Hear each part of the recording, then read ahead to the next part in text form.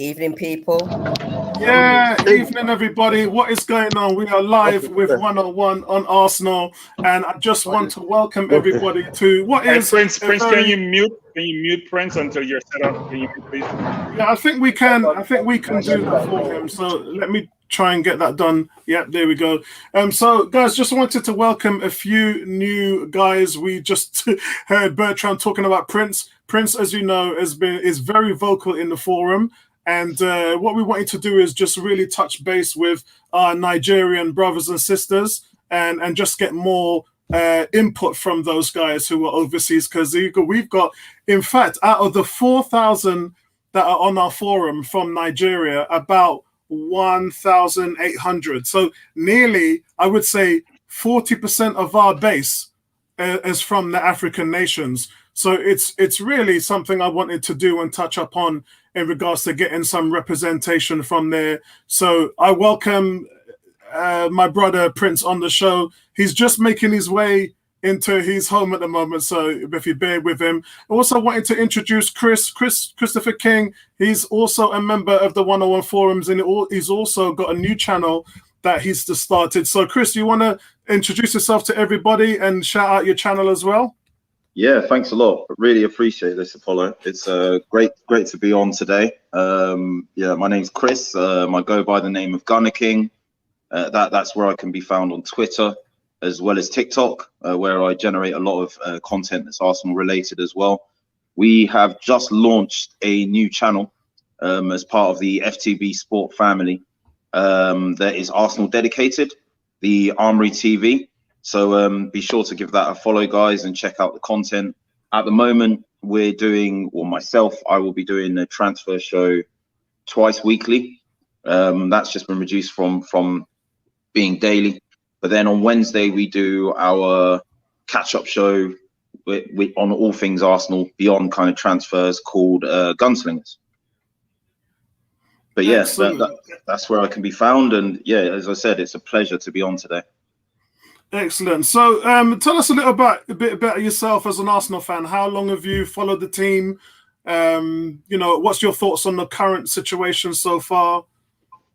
Yeah, so I'm 37 years old. I was born in '83, and growing up, I grew up in West London. My dad is from Sierra Leone. He emigrated here, so he's not actually big at all on football. Neither was my mum. But as soon as I got to school, I just developed the passion for it, playing football. That was around the point I was starting to decide what team I want to support. My two idols at the time were Ian Wright and John Barnes. And I went with Ian Wright and Arsenal, being a local team. You know, I got respect for Liverpool, but Arsenal, my team. From there, I've never looked back, really. I think at the moment, it's been 2 bad seasons, but I've seen positive signs in what we're doing in the window. And that's the key there, is to understand, A, we're in a transition, and B, we have to take the positives out of it moving forward, because what isn't positive is going to be left behind. Sometimes we're going to be stuck with egg on our face, as we'll learn as the show is coming on. We're going to talk about a few of that. But yeah, I mean, for me, it's always important to remain positive, because things can't be bad all the time. Things can't be good all the time, And I like to take a look at that type of growth and development. A lot of the teams that I support in sports haven't won anything. Utah Jazz never won anything. I was watching a big thing this morning on Chris Paul, one of the NBA greats, and they're saying, has he lost his last chance to win anything? And just little things like that, when you see there are some amazing, great sportsmen, just like George Best, just like, Matt Letizia and a few other, and they've never won anything, so it's good to sort of understand where your team is developing. And it seems like with the players we've brought in so far, Lokonga and Tavares, that sort of 20, 21-year-old age, Ben White, 23. I know they're looking at Ramsdale, he's 23. But they're definitely looking to go in a younger direction. And that way, Arteta will be able to sort of change habits really easily, rather than bringing in somebody who has really just been there and done it, and an old dog can't learn new tricks. So it's really nice to see that Arteta is developing on that side. But yeah, I totally agree with you. But let's say hello to our other guys. Bertram, how you getting on, bro? Are you back in New York now, or are you still down in Florida? No, I'm in New York. I just came back last night. So I was in Florida for 2 weeks on holidays. So the holidays, watching Jamaica play in the CONCACAF competition, watching 3 games they played. Actually doing some reporting for Coach's Desk, as you know, I'm a panelist for Coach's Desk also. So it's been a lot of fun, actually. Florida was great. I was in Orlando for a week and a half. Was in Fort Lauderdale for about 4 days, so I had a great time. So back in New York and back to the grindstone. Excellent. And Ebony, how are you getting on, Ebony? Bit Fine. rainy out there, so I hope you weren't at work today. Yeah, no, I wasn't, luckily. I mean, this morning, I went to an exhibition. It was a dub exhibition in London Museum with some people. Did you say dub? As in dub, Yes. dub style? Yes, as in the branch of reggae music, but unfortunately it wasn't big enough. You know, the actual exhibition itself, it needs to be bigger. But yeah, so that's the highlight of my day. And then I had a Zoom meeting today. And I'd like to say welcome, Chris. Thanks very much. And Prince Akafor. And of course, Bertram. And let's see if Prince is there. Prince, how are you getting on? Are you at home yet? No, so we're still waiting for Prince to get his feet wet. I'm going to leave his mic open at the moment now, rather than putting it on mute. And let me say hello to our guys in the chat room before we cover our first topic, which would be the Millwall game. Kieran, big shout out to you, man. Kieran saying, "Where's the Spurs fans?" Remember, Kieran, our Premier League show is normally on a Friday at 10 o'clock. So I believe I'm going to talk to Bertram to find out whether we should get something done in the next week or so, maybe, because the season's starting in 3 weeks. So I think what we'll do is we'll probably do a seasonal preview. I know our own Arsenal show is probably going to be next week. We're gonna do we're gonna predict the points total that Arsenal will have over the first 10 games, which we did last season. As you know, me and Bertrand won that. We were the closest there. Nobody believed that the team would get the 16 points out of a possible 30, but you know, true to ourselves, we were honest, and honesty is always the best policy. Big shout out to you, Kurt. Shout out the Trinidad Massive. Says, evening, everyone. I finished work just in time to tune in while on the train home. Excellent. 18 says, nice to meet you, Chris. T, what's going on, T? Big shout out to Goon Squad, everybody. They've moved from WhatsApp and they're on Telegram. So if you want to hit up Goon Squad, please notify Tariq, speak to T, and then he'll be able to let you in. It's banter all day long. When I wake up at 3, 4 in the morning and I'm looking at my phone, feed is still running through all day, night, all around the world. It's a big place to come into. Also, Lewis is one of our residents here on the panel. Lewis White says, big up to Chris. Chris, obviously, a lot of people know him from the 101 panel. And Sentiment, I like the fact that Sentiment's changed his name back to Sentiment. So, yeah, he said Brexit Ben. G saying, what's good, Christopher King? And, yeah, Tottenham got Arsenal soon in a pre-game friendly. Yeah, we have. We've I believe it's the Mind Cup, which I wanted to talk about. And because you've brought it up, I might as well just say a big thing on Mind. As you guys know, my wife did a walk for the charity, 100 miles. She did, which I want to thank some of you guys here also sponsored her in that. So I want to thank you for that. Mind, as you guys know, is the Mind for Mind services including Infoline, and they've increased exponentially during the pandemic, with the latest figures released by the Office of National Statistics showing that 1 in 5 adults is especially coming out of COVID, is having symptoms of depression, compared to 1 in 10 previously before the pandemic. So Mind's own survey of 16,000 people in the initial lockdown has found that 2 in 3 people, 68% of us, that's 3 out of every 5 adults, said that their mental health got worse. So Paul Farmer, who's the chief of Mind, said, you know, they're delighted that Arsenal, Chelsea and Tottenham have come together to back Mind through the work of this series. And they know that there's a lot of work going on in the sector, including the charity partnerships, but the Premiership has been there to help them create real change for mental health. And to understand more about that, let me just put that in the post here. To understand more about how that works, there's the link there. So click onto that and support the charity as much as you can. And he goes, it's Barbados. Yeah, sorry, it's Barbados. We've got guys from all over the world. So I did say Trinidad. It's actually Barbados for Kurt. We've got some others from Trinidad as well. So let's kick off with the first topic, guys, which is Arsenal 4, Millwall 1. Now, I just want to open it up. At the same time this was going on, I was getting people in the feed saying, it's only Millwall. It's only, as Bertram says, and I love it when he says it, it's Bush League football, yeah? But then when I looked at Man United losing 4-1 at the time to QPR, I was just like, look, considering the way how our preseason had gone, I will take this all day long. So I think for me, let me get some of your thoughts in before I talk about how I felt about the game. Chris, what did you think in regards to how the game looked and how the game went? And then we'll talk a great deal into what we thought about the players. Yeah, I think the game is encouraging. I think what you've seen is progression from the first friendly where we played against Hibs. Didn't fare very well in that game. I think, with the Hibs game and with the Rangers game, there was elements of playing youngsters, but also playing players that were trying to get out the door. So it was good to see. It was good to see in this game players playing that I feel Arteta wants to use. So your SARs, your Lacazettes, the sort of what you would consider would be first team players.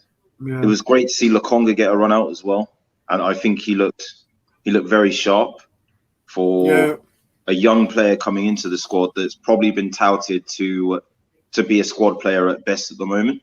Yeah, we're going to have a segment on them too as we move on.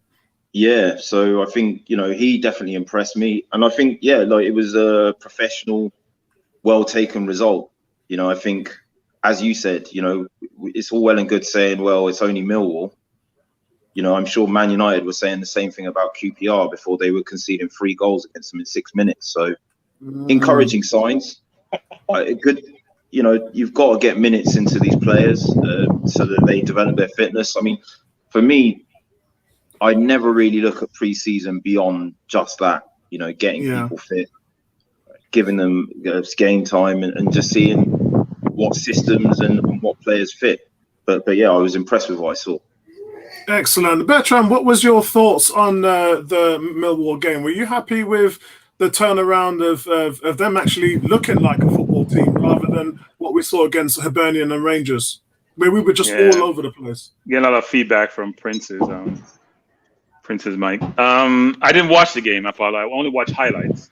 Yeah. Because I was flying back. I was preparing to fly back. But I did watch a lot of the highlights and saw all the goals and all that. You know my feeling is on certain things. So it's preseason, man. Yeah. It's preseason. Look, it's better than the Hibernian game and the Rangers game that we watched together. Even though I think Rangers probably is as competitive as, more competitive than Millwall was. But look, it's good to get players fit. It's good. Can you mute Prince Mike, please, Apollo? There's a lot of background. Let me just get that done first, and then when I ask him a question, it looks like he's at home now anyway, so that's good. Yeah. So, look, it's always good to get players playing together, especially for new players coming in, build some cohesiveness, getting them familiar with each other, and try to play well together. I did watch a lot of programs like AFTV that talked about the game, and people were pretty happy about Partey's performance, Lacazette's performance. But we know the team is going to change as we progress through the transfer window, right? There's a lot of news about Lacazette probably going out for 15 million, what the number is. And I've always said this, as you know, which is the perfect forward we need is Lacazette combined with Aubameyang. Yeah, because I said that in my video. Individually, they're not it. Collectively, they are. To me, Aubameyang can't play football. He just can score. Lacazette is a very good hold-up player. Shield well, can pass, can play under pressure. And if you had a combination, it would be great. So the question is, what do you like I said, Aubameyang has done too much money to move him. So do you move Lacazette? And then the question is, who's the replacement? Tammy Abrams is not it. I'm sorry. My most disappointment was I've seen Willock play a very short period of time in preseason so far. Are we moving him to Newcastle? Are we keeping him? I think we're moving him. Yeah. Yeah, and my concern is this, which is, look, if you score 8 goals in Premier League, it's a lot of goals, period. So we rave about Saka, who scored 5. We rave about Smith-Rowe, who scored about a couple. We rave about Odegaard, who scored 1. And if a player who scored 8 for an inferior team, and we're saying he's not good enough. I'm very confused. Maybe my eye test is not, because I believe in the eye test and also the stats. I don't want to digress into Willock, but I'm very disappointed about the fans' perception of certain players. And I hear some fans talking, I'm shaking my head thinking, what are you thinking? 8 goals from a midfielder against one of the better teams in Premier League when we can't score against Liverpool, we can't score against Man City. Yeah, they run us off the park. And an inferior team, he's scoring, give him a chance to play. And then if you don't make it, he doesn't make it. But anyway, as I said before, I didn't watch the game, but I watched a lot of highlights. It's pleasing to see that we're running into form. And by the way, guys, Lasanga is not coming to be a squad player. I'm sorry, but I was just going to say that. Yeah, we are delaying buying the Basumas of the world or whoever it is that we want to buy because they believe that Lasanga and El Neni may be the solution. And then we go source a right back and source a center forward. So we'll see what happens, but I'm not sure they bring him in to put him on the bench. I think there's more to that acquisition. He's 21, right? It's not like he's 18 or 19. Yeah. So we'll see what happens. But I think they have more in store for him than people are making it out to be. He was 2 years older than Guendouzi when Guendouzi came into the team. And the season that Emery started, when we went 3rd place after 8 games, Guendouzi was our best player. He was our best midfielder. And when you look at that, when you're bringing in someone as polished as, and I say polished because he's got he's not polished, he's raw, but he's got all the aspects. And again, we'll come on to him later on. Prince, how you doing, bro? Apollo, my great man. I'm fine now. I'm cool. I'm at home right now. Good. Pull up a chair, sit down and relax. There is quite a lot of feedback coming from you, home, but it seems to have calmed down now. And I think you're wearing headphones, aren't you? So that's always positive. That's always good. Yeah. What's your thoughts on the Millwall game? Anyway, I didn't watch the match, but because of the nature of my job, I didn't watch the match. But I just saw the highlight, and I'm cool with the kind of play. Yeah. And I think the new recruit, that Lokonga of a boy, is gonna be a great player for Arsenal. Yeah, I agree. I totally agree, bro. I think the main thing about me over the last few days, and it's not just talking to anybody, it's just what I can see that's developing. It's just what Bertram just said. I've looked at him, then Vincent Kompany made a statement yesterday. Tony Cox sent it to me actually by Instagram. And I looked at it and I thought, what on earth is going on here? Because when they were scouting the player, it was Vincent Kompany obviously he's close to Arteta, right? From Manchester City.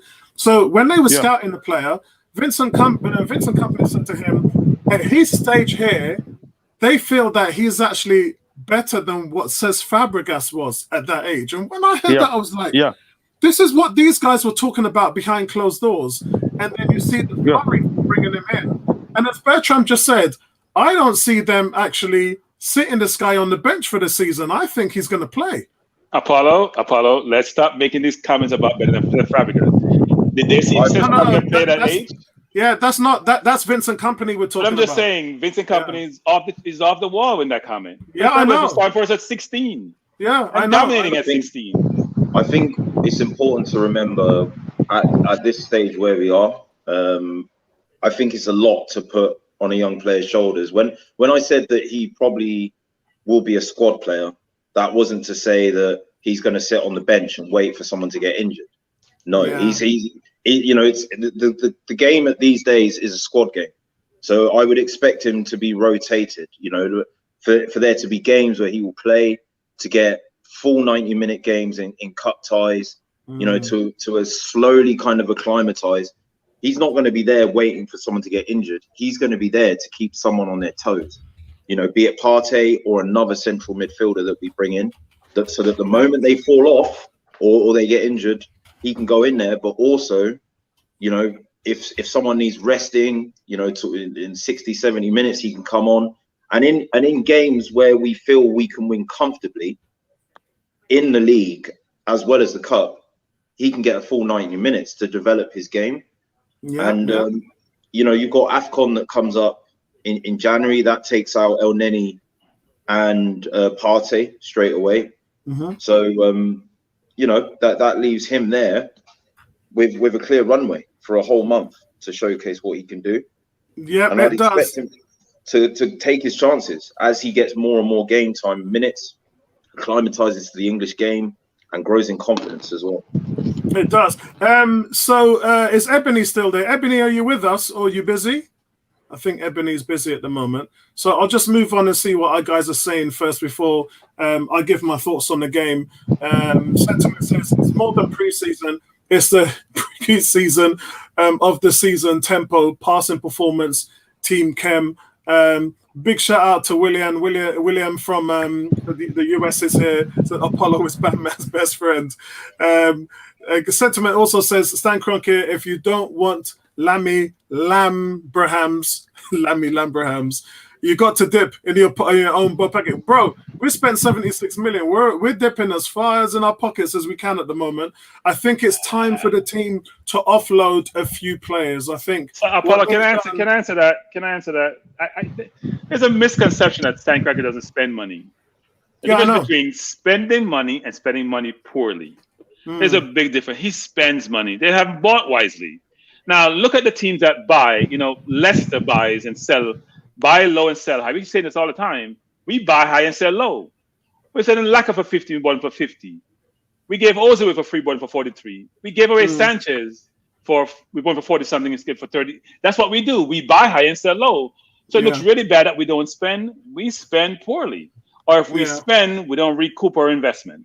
So and that's why misconception that we don't spend is nonsense. Yeah, as I said, it's time we start to offload some of our players. I think, you know, this morning I heard that the talks have broken down with Xhaka going to Roma. And when I heard that, it was just like, you know, Arsenal are digging their heels in and they want 20 million for him and they're not going to move from that.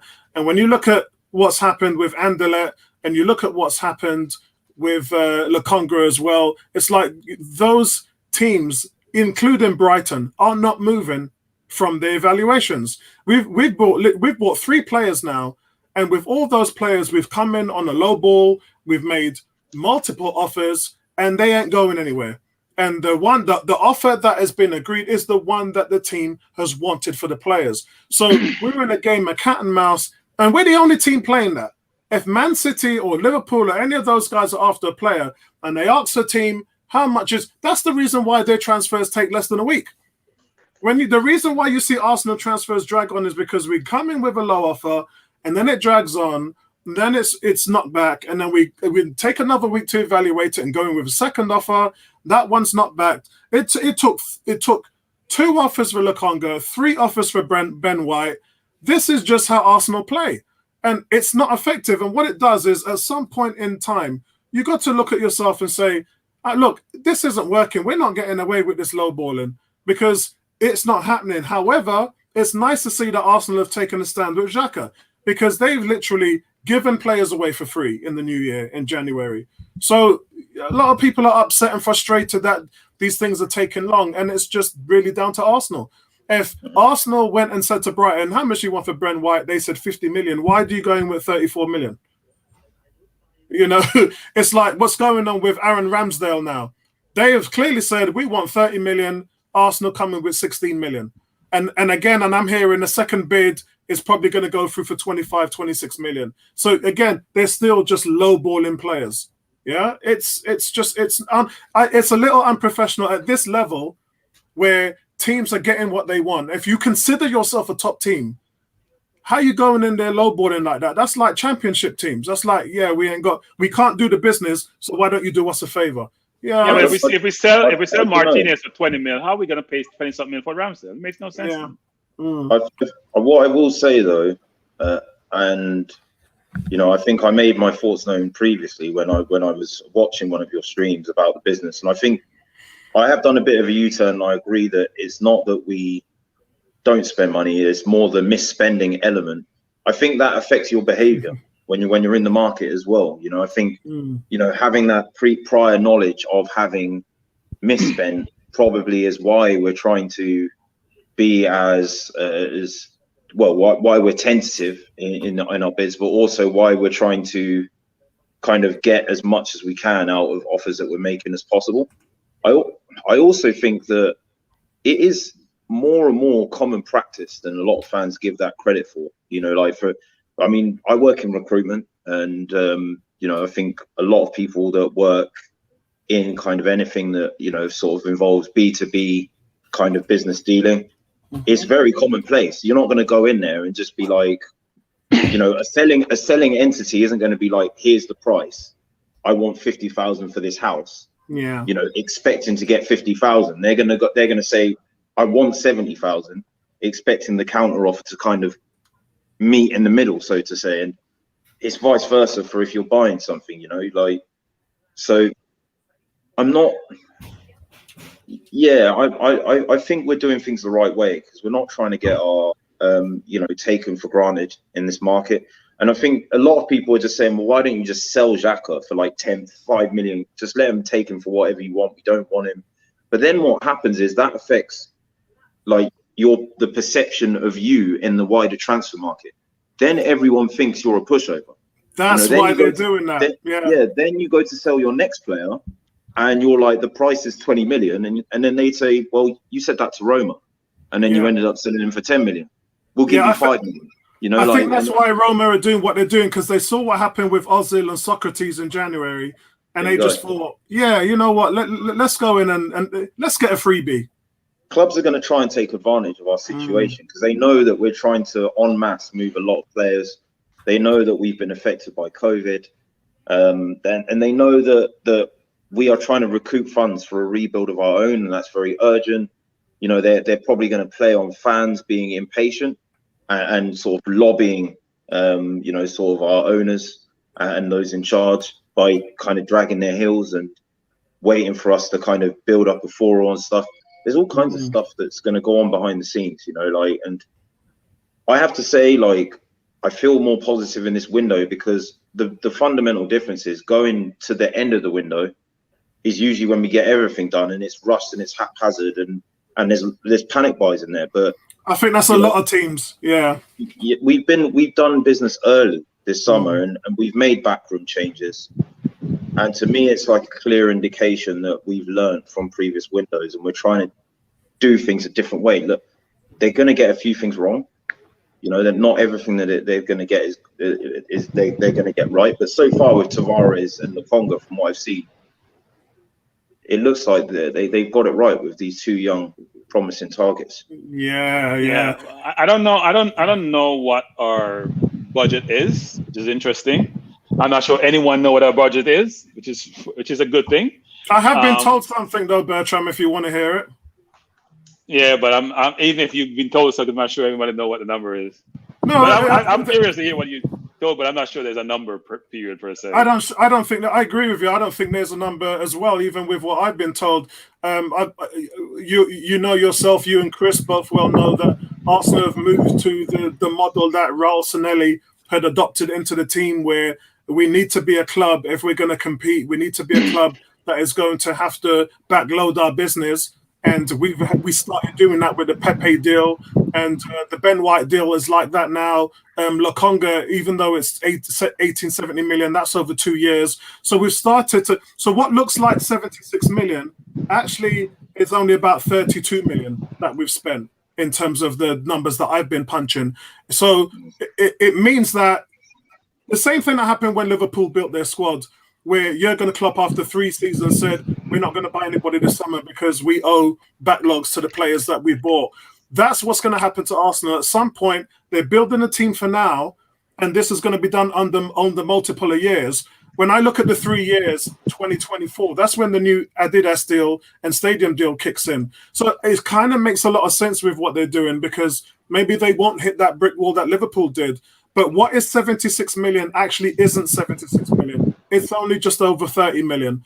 And I think that's doing things the smart way. But you have to understand at the end of the day, the debt will catch up with you, and then you will have a season where you won't have any money because you owe all that money from the players that you bought in previously. I ain't got a problem with that. But that's what's happening. There are a couple of things, right. Which is there is the what money have I allocated to spend. Prince, can you mute your phone, please? There's a background noise killing me. What money do you have to spend? That's one. Secondly, what money will you bring in from sales? Which is why I think like Xhaka seals are important. If I'm getting 20 for Xhaka, if I'm getting 20 for Willock, I'm getting 20 for Asian Mason Niles, that adds up to supplement my budget that I've allocated to spend. And then question is, who am I pursuing? And how do I negotiate those purchases? My problem with us over the years has been that we buy a Mustafi, a Ozil, a Sanchez. We didn't buy Kolasinac. We pay him a lot of money up front. We pay William a lot of money. We spend all this money. And unlike other teams who can have sell-on value, we don't have any sell-on value. So it's all sunk cost. It's sunk cost. You can't have sunk costs in a business. You're not a business then. Yeah. Because you're a charity, frankly, for Christ's sake. Yeah. So most people we buy, we look at the price that we want to sell. Bellerin is less than 20. Xhaka is less than 20. AMN is less than 20. We're not selling anybody for 40, 50 million, which we can then utilize going forward to go buy someone with quality. So we have to be in the bargain basement trying to figure out strategically what we can get at a low basement price that's quality, which is hard to do. Yeah, now, one thing I say, what we're doing this year is different is we're buying young, right? And we're buying need. Arsene Wenger never fixed this CDM position for all the time he's been here. Yeah, it's fine for years. We're buying need. We're buying a left back, which we need because we know Tierney, whether burnout and or injuries is there. We're buying someone like Lasongo beside Partey to help. We need a right back. We need another center forward. He's buying a defender. Well, I think it was a need, but it's a good want. And it's a quality player. Yeah. So you're buying young, you're buying need, which hopefully, because I'm very optimistic about where we're going. Now, I can't say I'm the biggest Arteta fan, frankly, because I have my doubts about him in certain ways. But I like the strategy that we're employing about who we buy. Now, the goalkeeper situation, I think it was asinine. Selling Martinez last year, given how well he played. Because Arteta is in place because he won the FA Cup. But you know what? Martinez had win the FA Cup. So why not keep him? Yeah, he was for 12 years. He was with us, for Christ's sake. Yeah. And right now, when he come to fruition, when he's got to his peak, playing well, we got rid of him for little than nothing. Now he's probably the best goalkeeper in the Premier League, and we're scrambling to buy a backup goalkeeper. Or to buy a goalkeeper period because we're not confident in Leno. So very frustrating. Yeah, I do share your thoughts, and I agree. And however, I do judge this team right now with the men who are in charge, who have been there for 18 months. I know all those mistakes that happened in the past, we can only blame them for things like the Willian, the Mari, the Suarez. That's what I want to talk about. All the other stuff, like the Mustafi and that weren't them. So I tend to judge this front office on what and they have made mistakes. Let's make no bones about it. Let's not try and hide it. They have made mistakes, but they've also done some things like brought in some real good quality players as well. Martinelli, to name a few.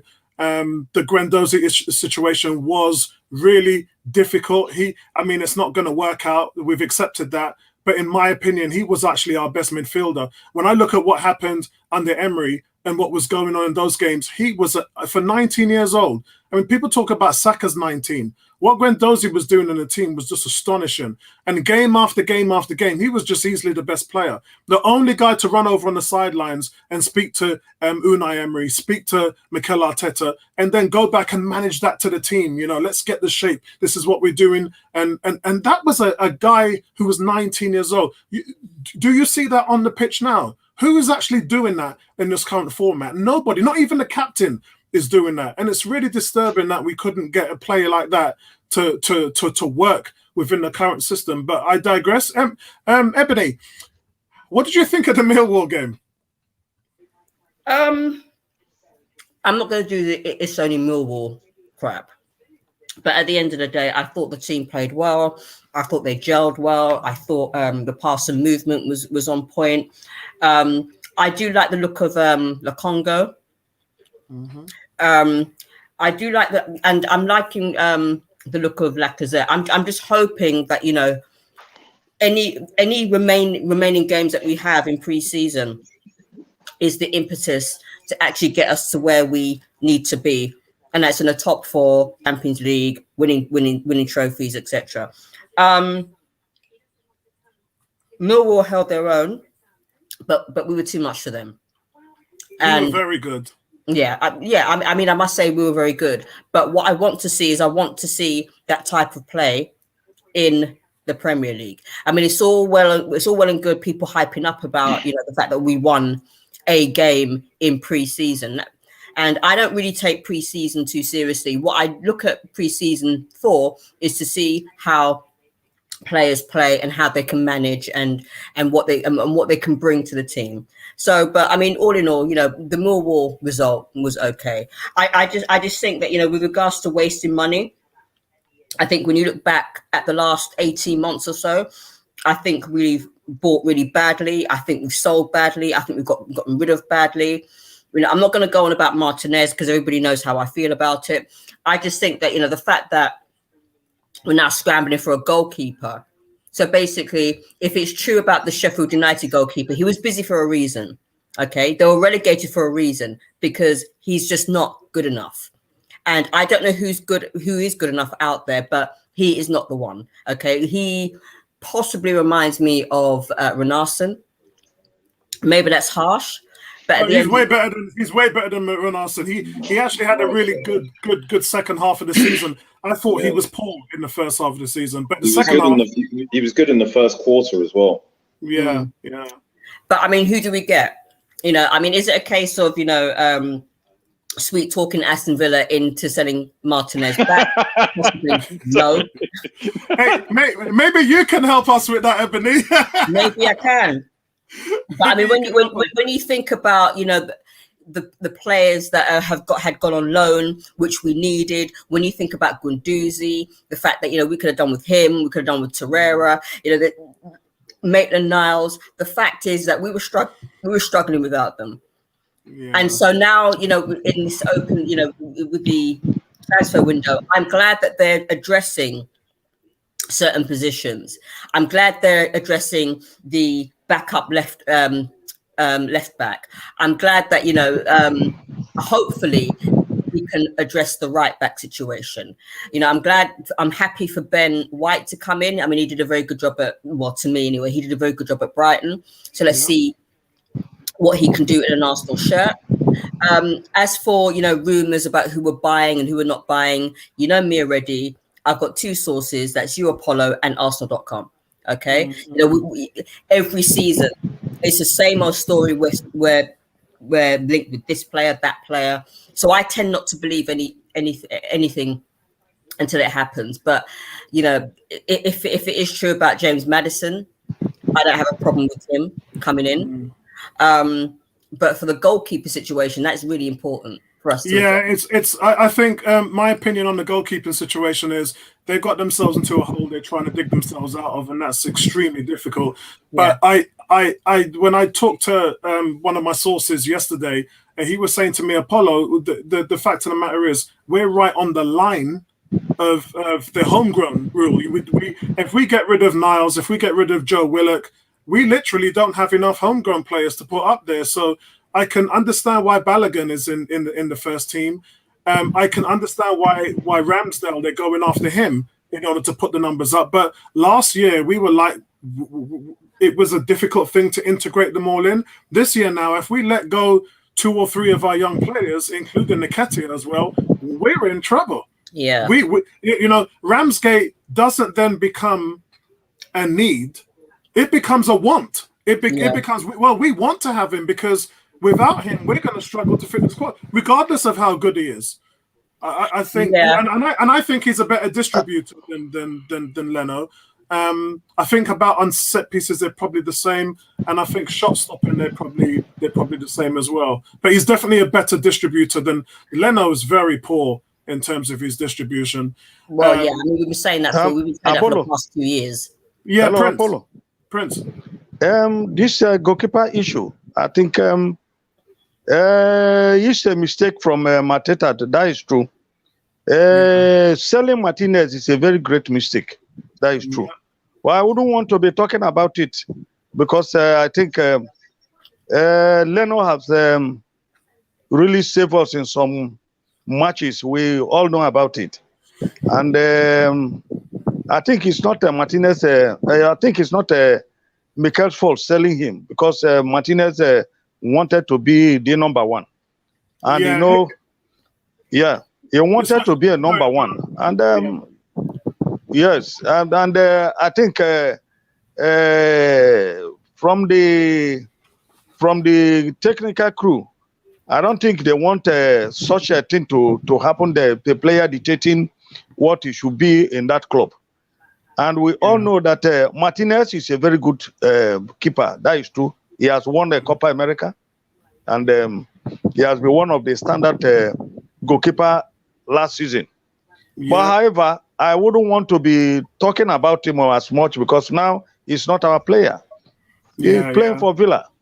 Yeah, we need a really backup. And most of the times when I see from the media that we sold a very good keeper and now we want to buy a keeper of Ramsdale or whatever his name is called for 30 million. That is a very poor decision from the club.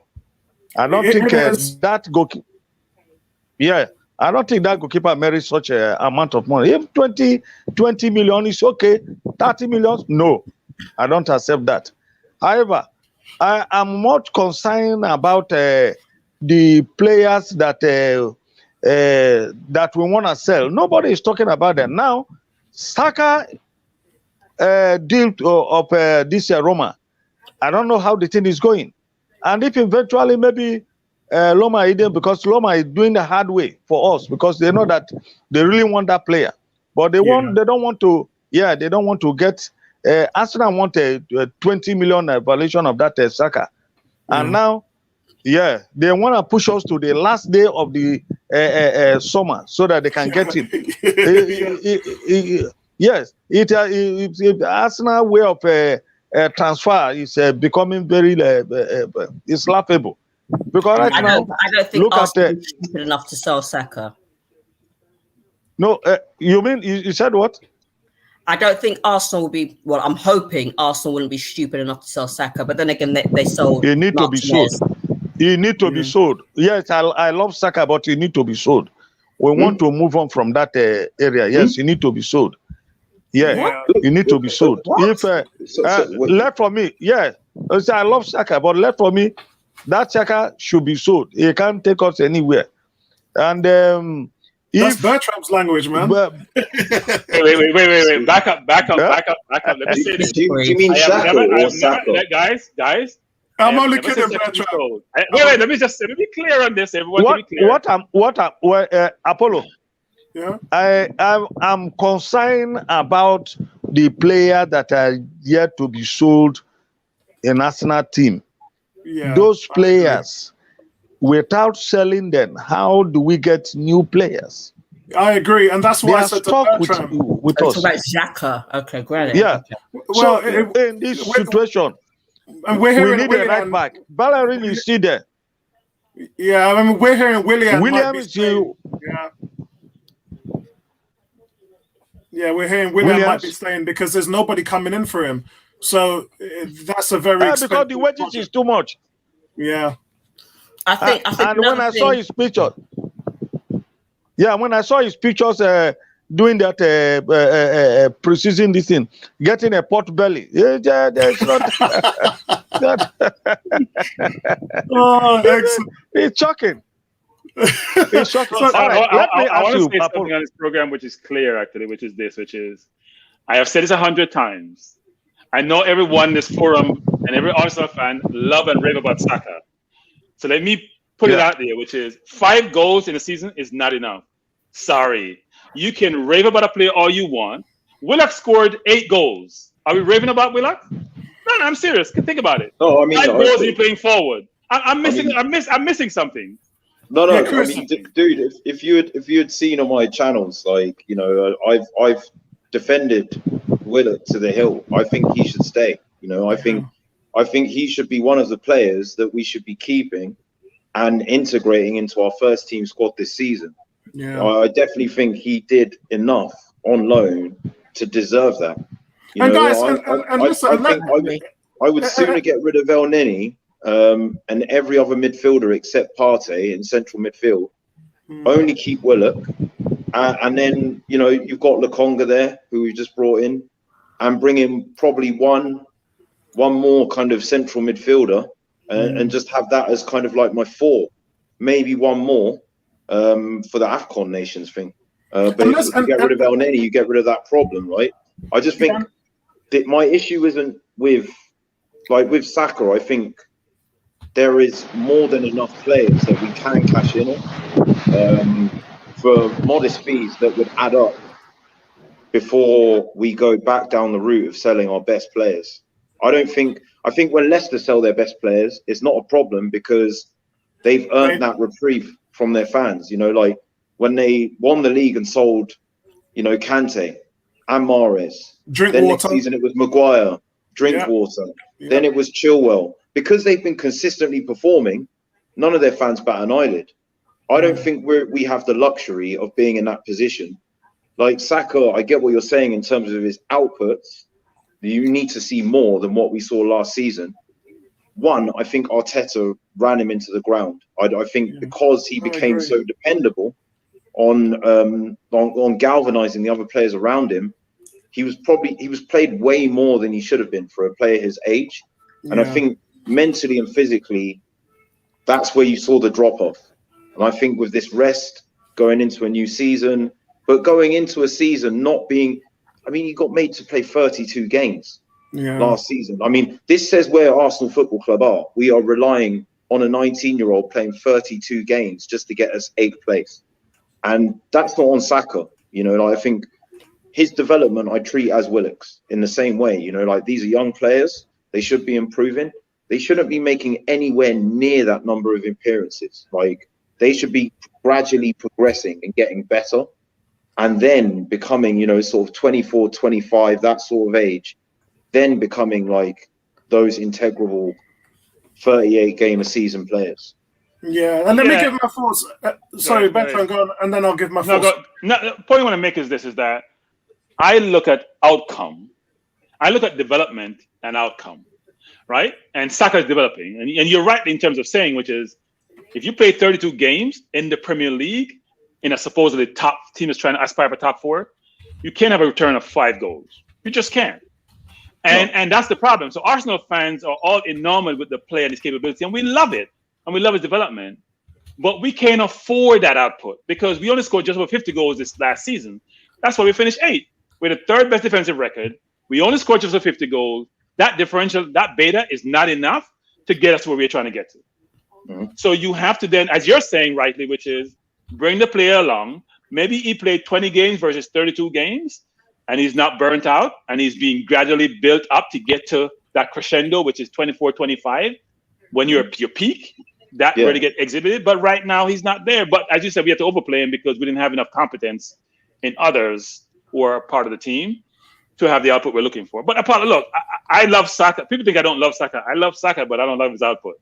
So that's just me. I respect that. I don't agree with it, but I respect that. Not a lot of Arsenal fans share my opinion, which is if you look at what Liverpool did with Coutinho, Spurs did with Bale, Chelsea did with Hazard, they sold those players to rebuild their entire teams. Chelsea, with that 140 million Hazard money, spent 200 million and won the Champions League. So when you see Arsenal fans, I'm not saying that I would go and spend and sell Saka. I'm not saying I would do that. I'm saying if I knew I could have a chance to make the Champions League, then I would do it. Because for me, that's an instant 100 and plus whatever million. So Bertrand said something about a couple of players that have been brought in for a spine with Arsene Wenger because he didn't do that.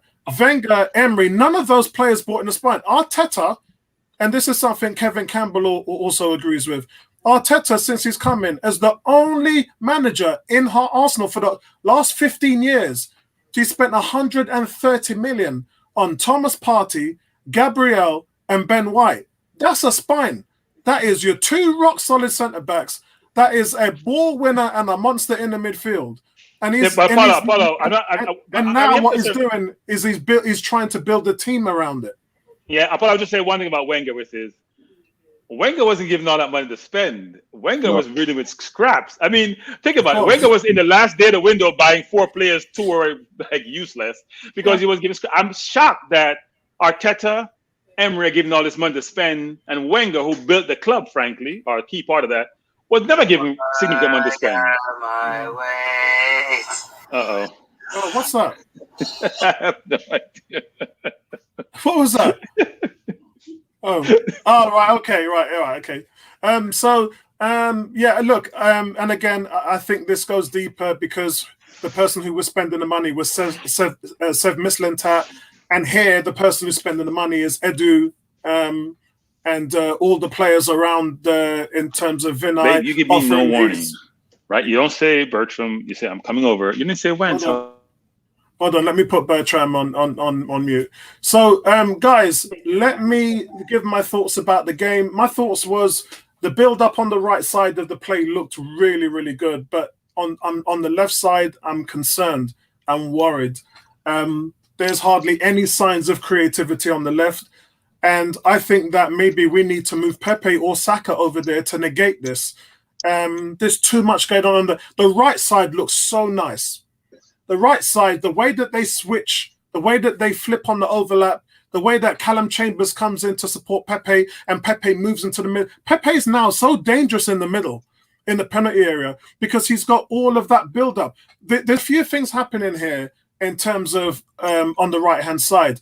Our triangles are looking really good. The overlap, and this has got to do not just with Callum Chambers, but also with Smith Rowe. Smith Rowe is dropping back when Callum Chambers goes forward. So he's working out as a right back, he's working as a right midfielder, and then Smith Rowe is coming in and doing his defensive work, which we said he struggled with a bit last year.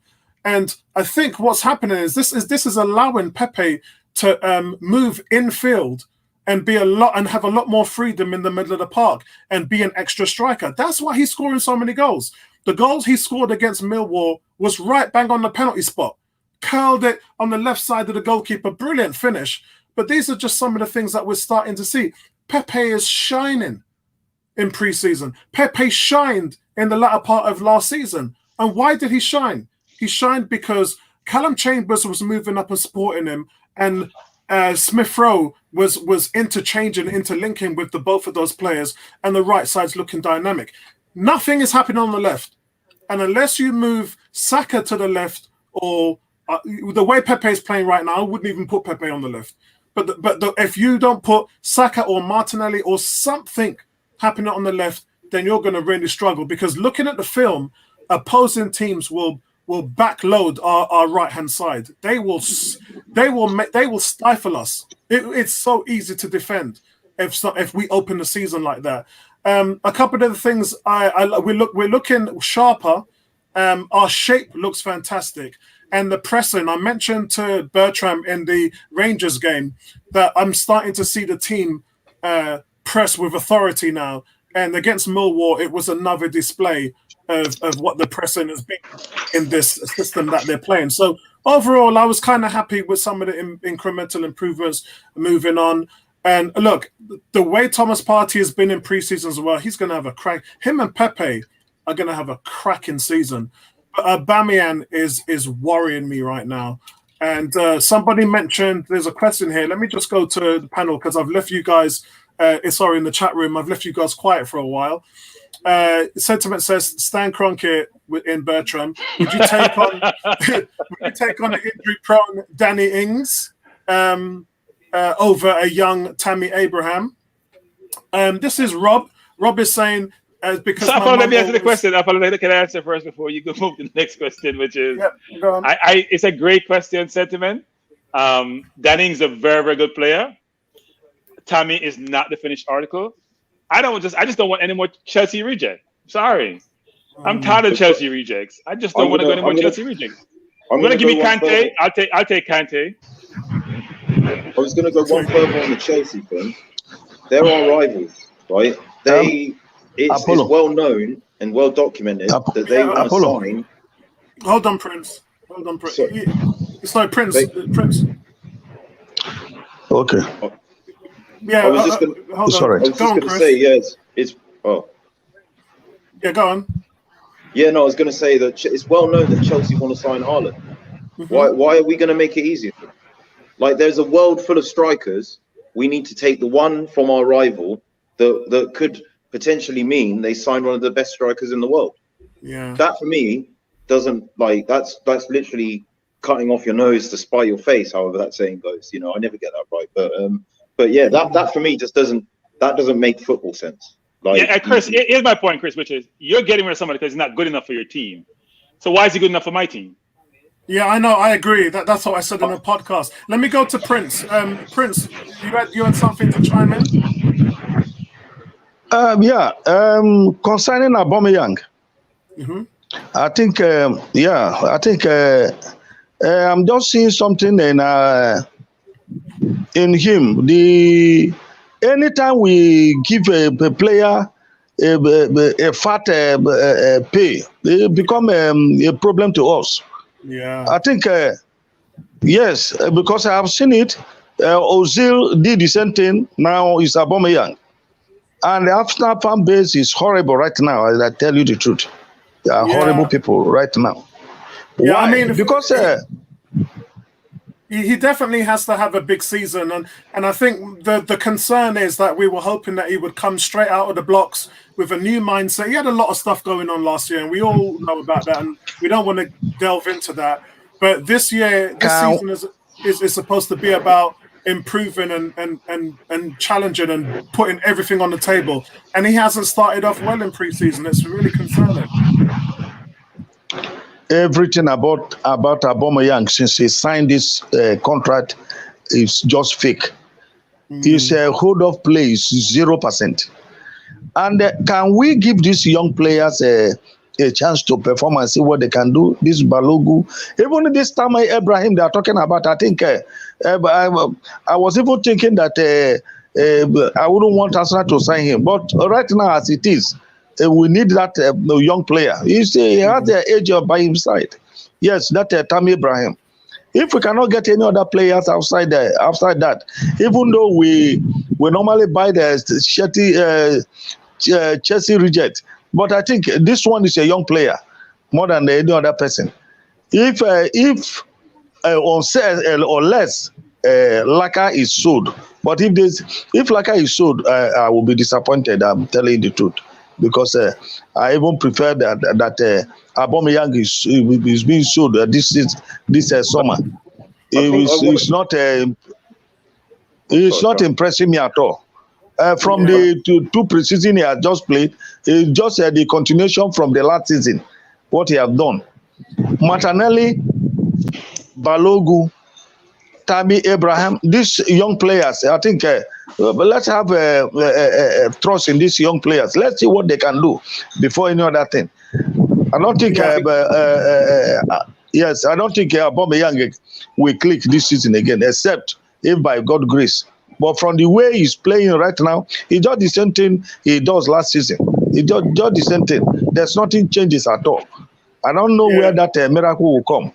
Yeah, and let's remember, guys, that Aubameyang was dropped for a good part of last season, which Bertrand was like, "Is he going to drop him? And he did. He dropped him. He had to. Yeah, he had to. We looked a much better team. I just want to go to a few of these more comments before we move on, guys. G is saying Lacazette is better than Aubameyang. It's not even close anymore. Cool K said Willian did have an assist. It was a good run from Balogun, actually. He goes, you can see that Willian needed a season to adapt into the system, and next season will be his breakthrough season. Mate, you're having a laugh. Sentiment said Real available for 15 million. PSG quality Burnley goalkeeper Pope, a year left on his contract. 15 million Mateus Pereira. Pereira, what is going on with Pereira, man? I would take him in a heartbeat. It's not happening. More than that, though. Wow, they want significantly more than that, because they know that there are other clubs looking at him as well. Exactly. No one's getting him for 15 million. I promise you that now for nothing. I agree. I agree. Buendia was the one that was the number one target for most teams, and Villa wasted no time at all in getting that done. G is saying Lacazette lacks presence in the box. We get the ball out wide a lot, and the only fox in the box we have is Nketiah, who is leaving. Greetings to Andrew. Andrew, you've been waiting patiently to say what's going on, bro. What's happening to you? I hope you're enjoying the podcast so far. Sentiment saying, I don't see learning as a mass incompetence in the football structure at the club. Andrew, man, there's a lot of comments on here today. Andrew says, I believe there's a lot of activity hinges on whether Spurs will send Kane. Spurs are going to have to sell Kane. Otherwise, that thing is going to grow toxic.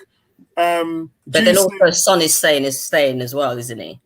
Well, Son's staying. He has to because he's, contractually, he ain't going anywhere. And the thing is, it's not like any team's really coming in for Kane, for Song. Who's coming in for Song? G is saying, Bertram, you say that all the time. Let it go. I think he's talking about Saka. I'm not sure. I mean, yeah, but he says it all the time because that's what he believes in, and he's waiting to see more from Saka. And I think this season we are going to see more from Saka. You only have to see his impact for the national team, and in my opinion, I wouldn't look at Saka in regards to the rest of the team is where the problem is, not so much Saka. Andrew says that was the absolute minimum expectation under Wenger, and while he achieved that outcome transfers, we were funded. PW is one of the guys who follows Neomis. Big shout out to you, my brother. I tried to contact Neomis over the last few days, so maybe he's on holiday. PW says, bargain basement only because Kroenke won't invest and it takes money from the club. Wait, Apollo, stop on that one, Apollo. Stop. What money has Kroenke taken from the club? This is not Man U, where the Glazers take money at the club, they take them public. What money is Kroenke taking out? $2 million for consulting fee? What? The man is $1 billion investment. Where's the money being taken out? Who takes $2 million on a $2 billion investment? 10% of $1 billion is $100 million. What money is he taking out? I'm so frustrated with those comments. Kroenke has actually saved us $40 million on our debts because he refinanced last year. So that's one of the positive things that we can talk about. Cool Case saying, Apollo, what's going on with the African Nations Cup? Yeah, because I hear a lot of people talking about, guys, please, for the last time, there is no African Nations Cup. That was postponed. Wasn't it postponed? It's postponed, yeah. But people keep talking about it. I heard Sky talking about it. AFTV was talking about it today. And I'm like, well, where are these guys getting their information? I think what happened, Bertram, was the Africa's Nation Cup was supposed to be in June this year. And what happened is they postponed it to the new year. So I think everybody, when people are saying they cancelled it, I think they're thinking they cancelled it for the new year. The truth was they did cancel it in June this year and July this month, and they did reschedule it for the new year of next year, but they then again cancelled it. So it's not going to happen until 2022. So I just want to get that straight because there's a lot of confusion in the fan base right now. I thought that's why we weren't buying Onana. I thought that's the reason why we're pursuing Onana, because he would have come in September, late or October, and then go to the African Nation Cup. It's not the case. Why aren't we pursuing him, for example, as a goalkeeper? Yeah, because they also seem to have no ambition. He's only going to cost less than 10 mil. So, yeah. There was one thing I wanted to say on the Aubameyang situation. To just, I think, he's in pre-season. He hasn't looked at his best, and he didn't have his best last season. But I don't think that's just on him. I think we had the third best defensive record in the league, and everyone thinks that's because we had a great defense. No, it was because the whole system, the midfield was set up to be compact. Wing forwards were expected to muck in more defensively to cover up for the deficiencies that we have in defense. And I think the byproduct of that was quite often Aubameyang's starting position was very, very deep on the pitch. Quite often he wasn't getting the ball quick enough. You saw the way that we were passing, this patient and probing style. There wasn't someone that could pick up the ball and on the half turn just find him very quickly, playing off of the shoulder of the last defender, which is the strength that Aubameyang and Lacazette play to. I really think that when we bring Ben White in, we're looking at Neves, Locatelli, we're looking at midfielders, to upgrade on Xhaka that are able to play more forward passes, which I think we saw from the Conga yesterday. And I think even in the Rangers game, yeah, it's easy to say, yeah, he missed chances. But I tell you now, I can't remember a game where I saw Aubameyang for the whole of last season where he had 3 chances on goal to score. Yeah. Now, what happens is when you've gone through that period, when you've been feeding off of scraps, and then all of a sudden there's food on the table, like you almost forgotten how to eat it. You know, like the confidence isn't there. So what I think is once he gets his confidence back, and we've got to that level of chance creation, and it's consistent, he's going to come back. Like form is temporary, class is permanent. Yeah. Right? Let's not get it twisted. Aubameyang has had 1 bad season in his career. 1.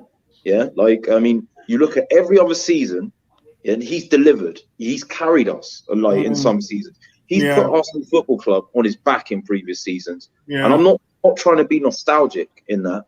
We're not talking about 2 or 3 seasons away from what he used to be. We're talking about 1 where, you know, we got rid of players. COVID came. He's a player that feeds off of the energy of the crowd as well. And I guarantee you. And then his mum was ill. Yeah, you know, I guarantee you when you get fans back in that stadium, you know, because he does feed off of the energy of fans. Yeah, he does. And we keep creating the level of chances that I've seen us create for him in the last few games. Eventually, that confidence, all it's going to take is one goal. Yeah. So I'll say this. I think his confidence comes back. I'll say this. Aubameyang is a great goal scorer, but he can't play football. Yeah, wait, guys, that's not even disputable. Yeah, we all agree. Can't hold up the ball, can't beat a man, can't make a pass. Yeah, but yet he's still been one of the best strikers in the world. Yeah, but that's best goal scorers in the world. You call striker goal scorer. But look when Laka plays. So Laka is not a great goal scorer. Laka holds the ball up 3 men on Lacazette, and it doesn't really matter. He's going to hold the ball and play. Our best game last season was against Chelsea, where the kids were running off Laka, and he was making passes left, right, digging the ball left, right, hold the ball, and making play. Aubameyang doesn't do that. That's not his game. As you said, Chris, he's going to be on the last man. Aubameyang's easily our best finisher. We're not disputing that. We're not disputing that. Lacazette was scoring 35, 40 goals a season in France. Yeah, but it's important. It's important to understand. Hey, Apollo, that's the thing about the Premier League. That's why people don't understand, which is it's a different league. Yes, it is. The energy, the activity, the league is it's a mile a minute, right? It's not like La Liga where you can walk the ball up all game and start playing in the final third. Yeah. You have to be. That's why Pepe is going to do really well because he's learned to play defense. You said Pepe was about Chambers moving. No, it's because you know what? Arteta now trusts him because he plays both ways. So you're going to get more game time, and the more game time you get, the more you touch the ball, the better you feel about your game. Before Pepe was lost defensively, so he plays no defense. He wasn't trusted by Arteta. He didn't play him, and he used to lose the ball a lot. Now he's securing the ball more. He's actually more playing both ways now. So you get more playing time, and we see his quality coming out. Yeah, and look, I just want to say one thing about I like Lacazette as a player. I think he's good enough. I think I don't think he's good enough, but I think out of all the changes of what's going on in the team recently, and I'm talking about the young players proving that they are the leaders now, the veterans, they're a waste of time. And that's why we're seeing this youth movement now by Arteta. He's finally just said, I'm done. Yeah, and he's moving in a youthful direction, and fair play to him. And I'll stick behind him while this project's going on. Let's see what he can do this year. And then by the end of this season, we'll see how it all rotates and how the younger players integrate themselves into the team. But when you look at someone like Timo Werner, again, big summer signing, Chelsea got rid of, gave up on Giroud and Tammy Abrahams, put this guy in. He's got 12 goals in all competition for the whole season. That's less than what Lacazette had. I think it's actually fair to make people for people to understand that Aubameyang does not have it in his game to fight for the ball. Okay, he doesn't do that. He wants to be fed, and if you play him in the middle, that's where he excels. If you play him on the wing, he's useless. Yeah, and the fact that he was played on the wing, is that entirely his fault? Did he ask to be played on the wing? Does he ask to be played where he's played? I don't know. But for me, he's more effective in the middle. Yeah, he's definitely dropped back as a 10 sort of. He's not really even in the box anymore to get hold on a lot of things. He's really learned how to integrate himself around the talent of the young players And he's to me, he's the one that gets on the field and shows veteran leadership. Out of all, we haven't got David Luiz anymore. So this is what we really have to lean on in the team now.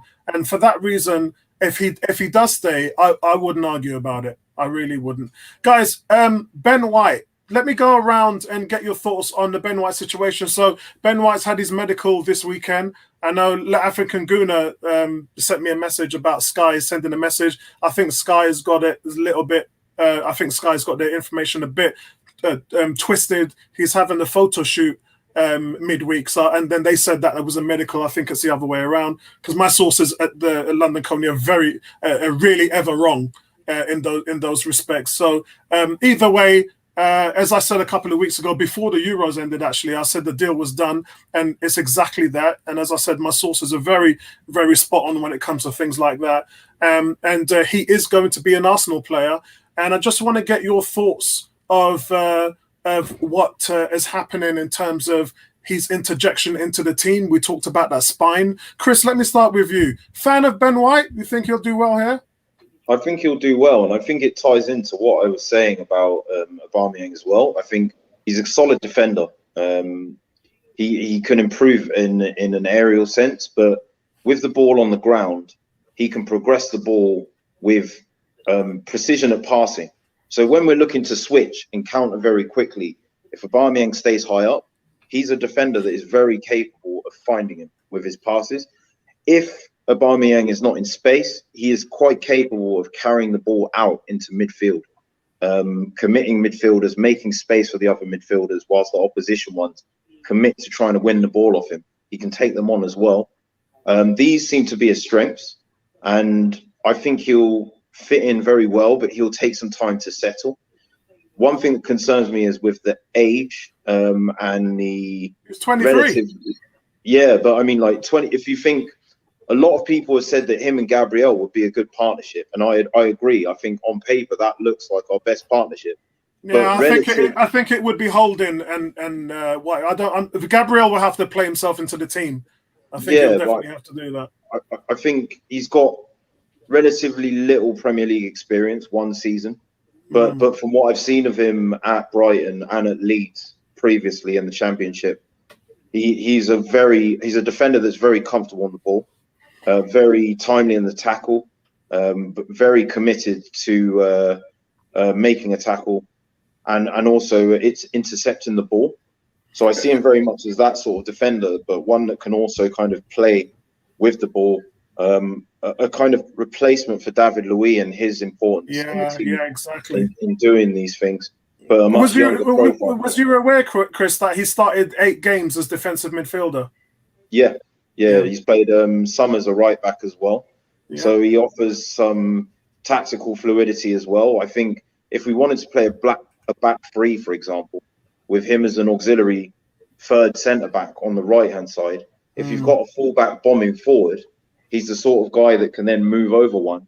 Pretty much very similar to Man City's system with Cancelo, where when they play that system, they'll play Walker as the third centre back on the right and the inside.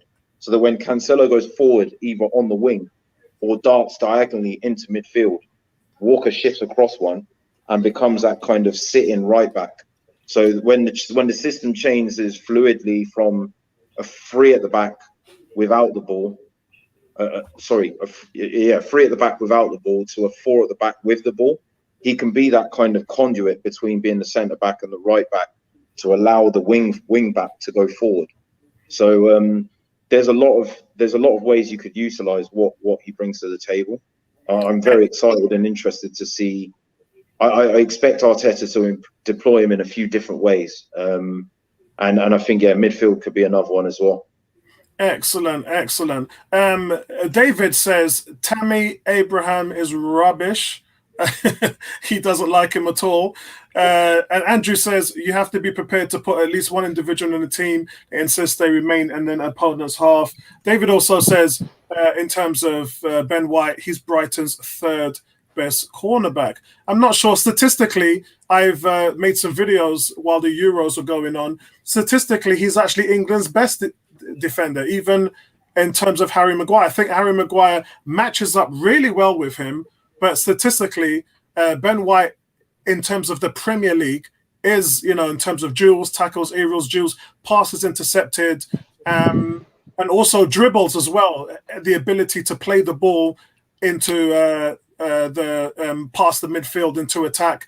Ben White's got the full package, so I can see why he's brought in better replacements for David Luiz. Prince, sorry, we lost you there for a second. Prince, what's your thought on Ben White? I'm so excited seeing him in Arsenal shirt. I'm so excited. Even though I've not watched him play for Arsenal, but I think playing with this Brazilian centre back, what is his name, Gabriel? Yeah, I think it's going to be a good.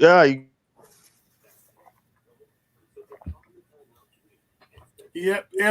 Bertram, what's your? Sorry. Have you finished, Prince? He's having reception issues. Apollo. Yeah, I can hear you now, mate. Okay. Oh, he's cutting out quite a bit. Yeah, I think he's having some reception problems. Bertram, what's your thoughts on Ben White? So I think we have to really be careful with stats sometimes. Stats are important, but you got to marry the stats with two things, the eye test and also the competence of your team. So Ben White's stats may look better than Harry Maguire because most time Ben White is defending. He's playing for Brighton. Whereas Harry Maguire playing for Man U, they dominate possession. I think Arteta wants to make sure that all 11 players on the field can play football, meaning they're comfortable in possession. They're not have anxiety when they feel pressure. They can play comfortable when they have the ball at their feet, which is what Man City does. So he wants his keeper to be comfortable. He wants his back foot to be comfortable. All his players. That's why Aubameyang really doesn't fit into me, even though he's a great goal scorer. That's why Leno sometimes struggle with his passing.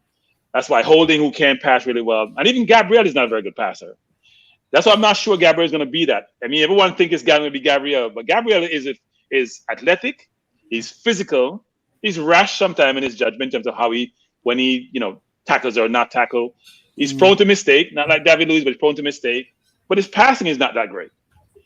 What a Arteta wants is something like David Luiz, who can make a 40-yard pass on the dime, who can make a short pass and be comfortable. And even Chambers, who played center midfield for Fulham, is comfortable on the ball, right? And you can see when he plays right back. We got to get that in every player who plays for us. That's why Lasongo is important. Tavares is important because they can actively play football and comfortable in possession. That's an imperative for our team that we need to have, and Ben White provides that. Now, his aerial duels are not that great, but if you have problems with Alzheimer's, if I'm Ben White, I'm not trying to head the ball too much. This is not in the 1940s. You got to do those set pieces, but people think that's when you have to live a life after football. So maybe I don't know what's his rationale for not being great in the air, but he does even about half his duels in the air. Yeah, he runs about, yeah. But he's very good at it, ball at his feet. That's why people love. That's why Southgate loves Harry Maguire, because he's very comfortable in possession. Yeah. And as Chris says, you put pressure on the other team when you can move the ball to your midfield, and if your midfield can turn on a dime, which our midfield can't turn, they're like the Titanic. If you can turn and dispose of your man, then all you have before is green passes, because then defense is backing up, right? We don't have the ability to pivot in the midfield, turn, leave the man behind when we're pressed, and therefore make teams afraid to press us, which then give us more space to play. This is all interlinked, right? And so Ben White then provides you that comfort. Have a center back, comfortable in possession, can tackle, frankly, win his duels on the ground, not necessarily in the air. So therefore, all I need now is another left side center back, who is also comfortable, but who also going to be physical. I have, Partey in the midfield, who sometimes needs to be protected because he takes too much risk sometimes, but hopefully he's learned his mistake from last year. Lasongo is comfortable on the ball. We're seeing that team being built up by Arteta. Youth, ball possession, dominate the football, and if I dominate, you can't score. If I have the ball, you can't score. That's what he's building, and it's going to take time to do so. So I expect 2 more transfer windows for us to be up there in the top 4. Yeah, but this is not the transfer window to get us there. We still need to have another 2 transfer windows, maybe even next summer, to get the players in play. My only concern is this. Partey is getting older. Aubameyang is getting older. So some of the key positions that you have on the field, when these kids get to their maturity and when they can maximize their potential, are some of our key players now too old to sort of benefit holistically? How do we get to a point where that all matches up really well? and we have a team that really can compete with the Man Cities and Chelseas, where all the players are synchronized and working really well. Yeah, that's a good point because he's going to be 28 this season, isn't he? And he looks like he's 35, so I don't know. Hey, so did Kanu, and he still got the job done for us, didn't he? Ebony, what's your thoughts on Ben White? Happy? Not happy? I'm happy that we've got a replacement for David Luiz, if that's what you want to call him. Would he be able to replicate what he did in one season with Brighton in an Arsenal shirt? That remains to be seen. I'm not one of these people that will go on YouTube and check out videos. I've stopped doing that. You know, ever since we got Xhaka, I've stopped doing that. So the fact of the matter is, you know, he's going to have to. In actual fact, he doesn't have to come in hitting the ground because he's got a little bit of Premiership experience. So he knows, and he's played against all the teams except for the ones coming up. So he knows what they're about. So he knows what to do. I'm just hoping that he's not injury prone. I hope that he doesn't make the same mistakes as David Luiz. I hope that, you know, he's able to, you know, deal with, you know, fast-paced strikers. I'm just hoping that he does a very good job at the back, but it remains to be seen. But I'm not going to get hyped up, and this is me with every player that we sign. I'm not going to get hyped up until I see what he does in an Arsenal shirt for the season. Then I will judge him at the end of the season. Excellent. So, guys, let's move on to I think we're not going to spend too long on this because we have talked about. Could I say one more thing about Ben White? Sorry, there was something I forgot completely.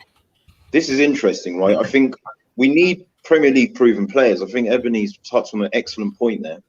Like our model of trying to be conservative in the transfer market has meant that we've not wanted to pay the English tax, and the byproduct of that, if you look at, say, Pepe and how long it's taken him to settle, there's no wayfinders in the squad that like know the Premier League.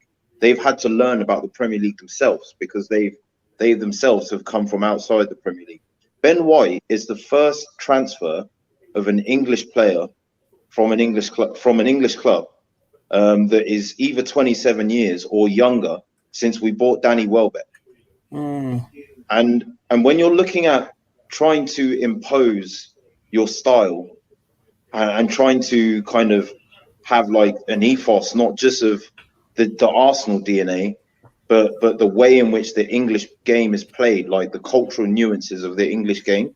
I think this is so crucial. And I think what's pleasing about Ben White, what I left out in what my thoughts is actually pleasing to see that we've recognized this, that we're like, look, we need players that know the English game and the Premier League itself.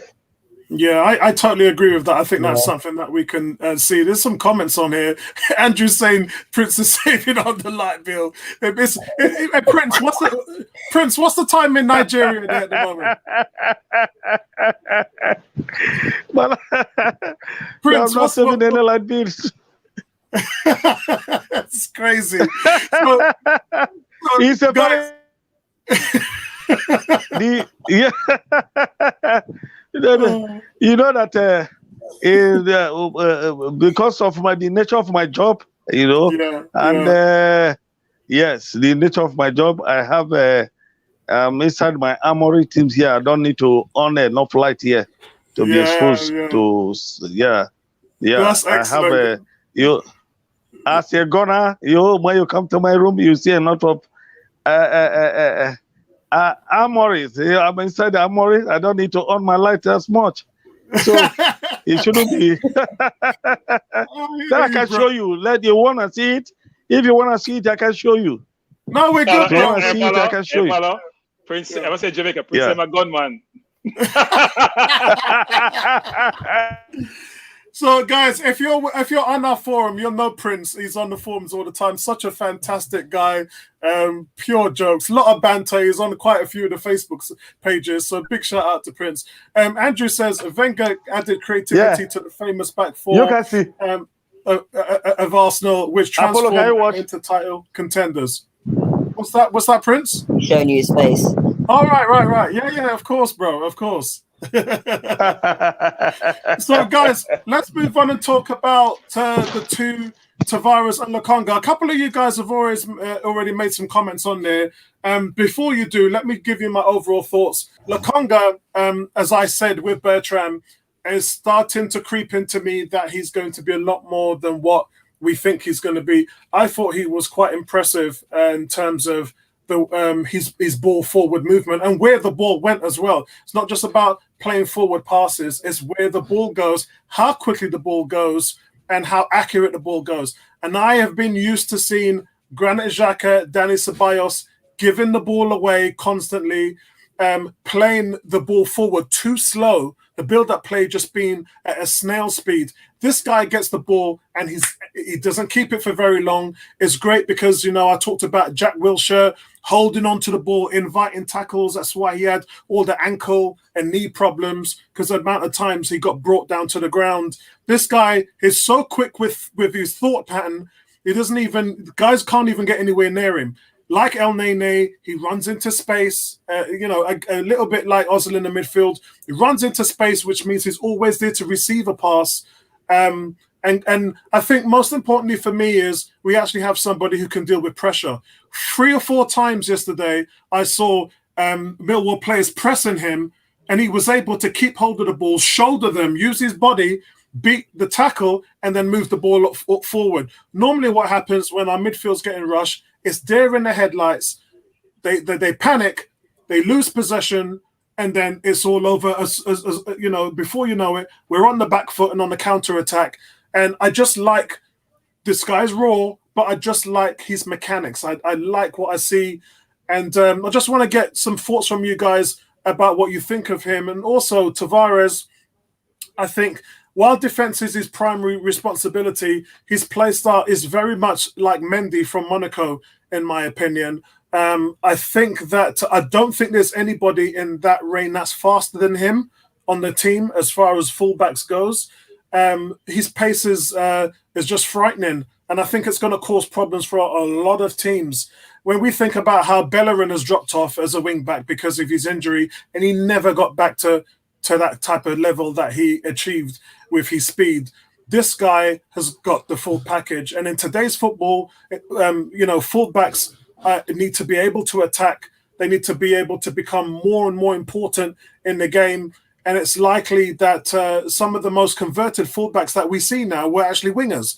We've actually had wingers over the years who have moved into a more of a sort of fullback role. And that tells you that the coaches and managers are not solemnly dependent on their defensive skills. They want to know what they can do as a full package as a whole. So if they're average defenders, managers seem to be okay with that, as long as they're able to facilitate and help that team moving forward on the flank. So that's my overview of both the players so far. I like what I see. Chris, you got the conch.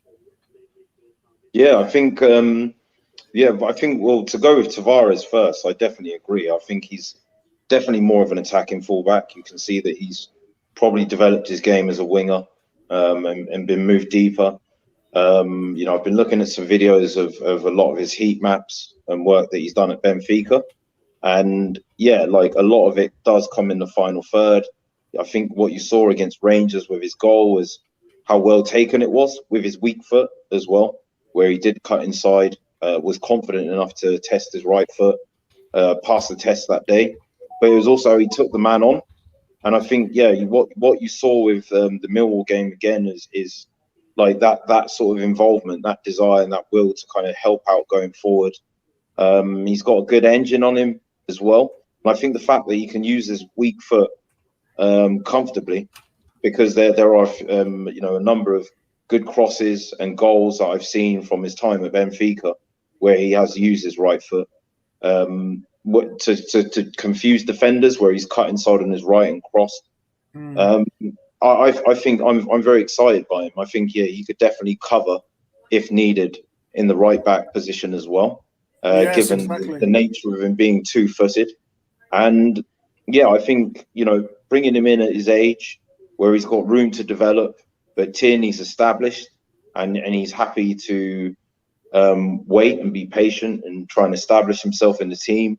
Tierney's is fairly consistent that Tierney does at some point suffer an injury, so he is going to get game time. And the difference is, it looks like if that was to happen, I wouldn't be anywhere near as worried as I have been last season, where I just felt our game completely lost so much without Kieran Tierney.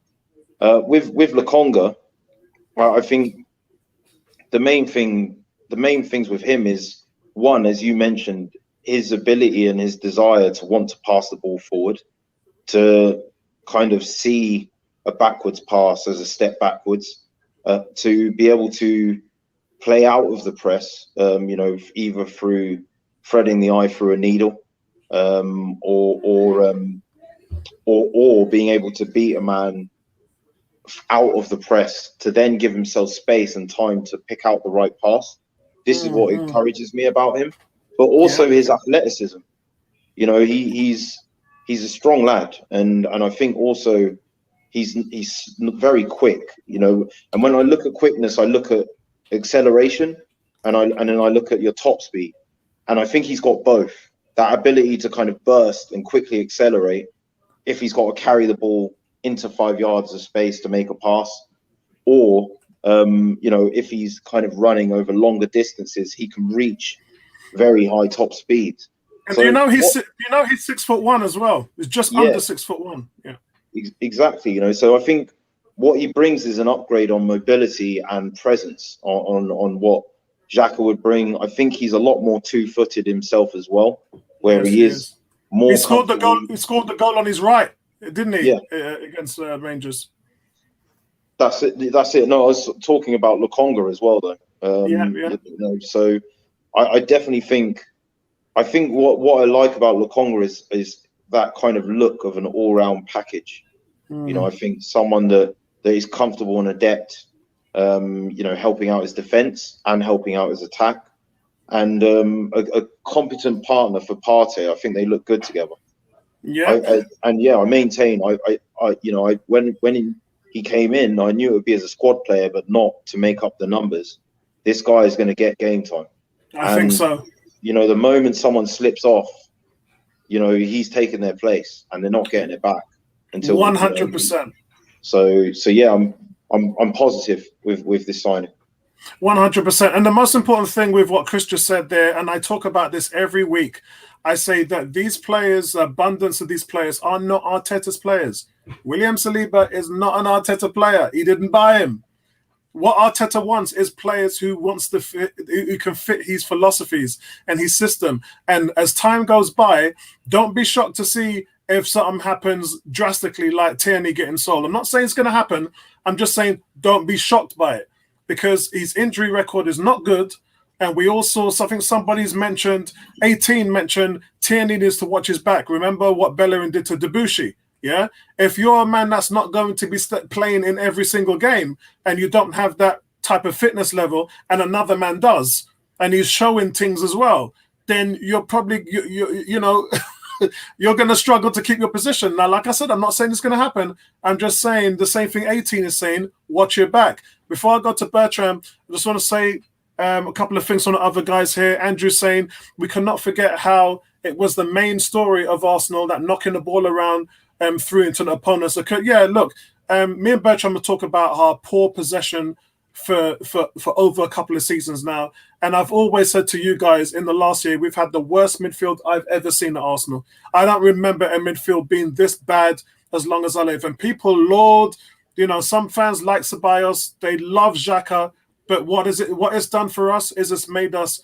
the most mediocre midfield. We get overrun in the Premiership on the daily. There isn't a team I've seen in the Premiership that has not overrun us in the midfield. And that is the key area for us to actually improve on. And while we're hoping that Smith Rowe, who was shown he's an adept player in the midfield over the latter part of the season when he was given time, Thomas Partey, when he wasn't injured, we all saw signs of what happened when he played for Man United, against Man United, Newcastle, those games where he just dominated. Now we're seeing what a fit Thomas Partey can do in pre-season, and I really, really hope that him and Smith Rowe and Pepe can hit the ground running, because if they do, I'm not going to feel so bad that we're stepping up against these big teams in the opening 4 or 5 games. I'm really looking forward to it, in fact. Kuke says, the running style reminds me of Nasri. He's talking about Lokonga here.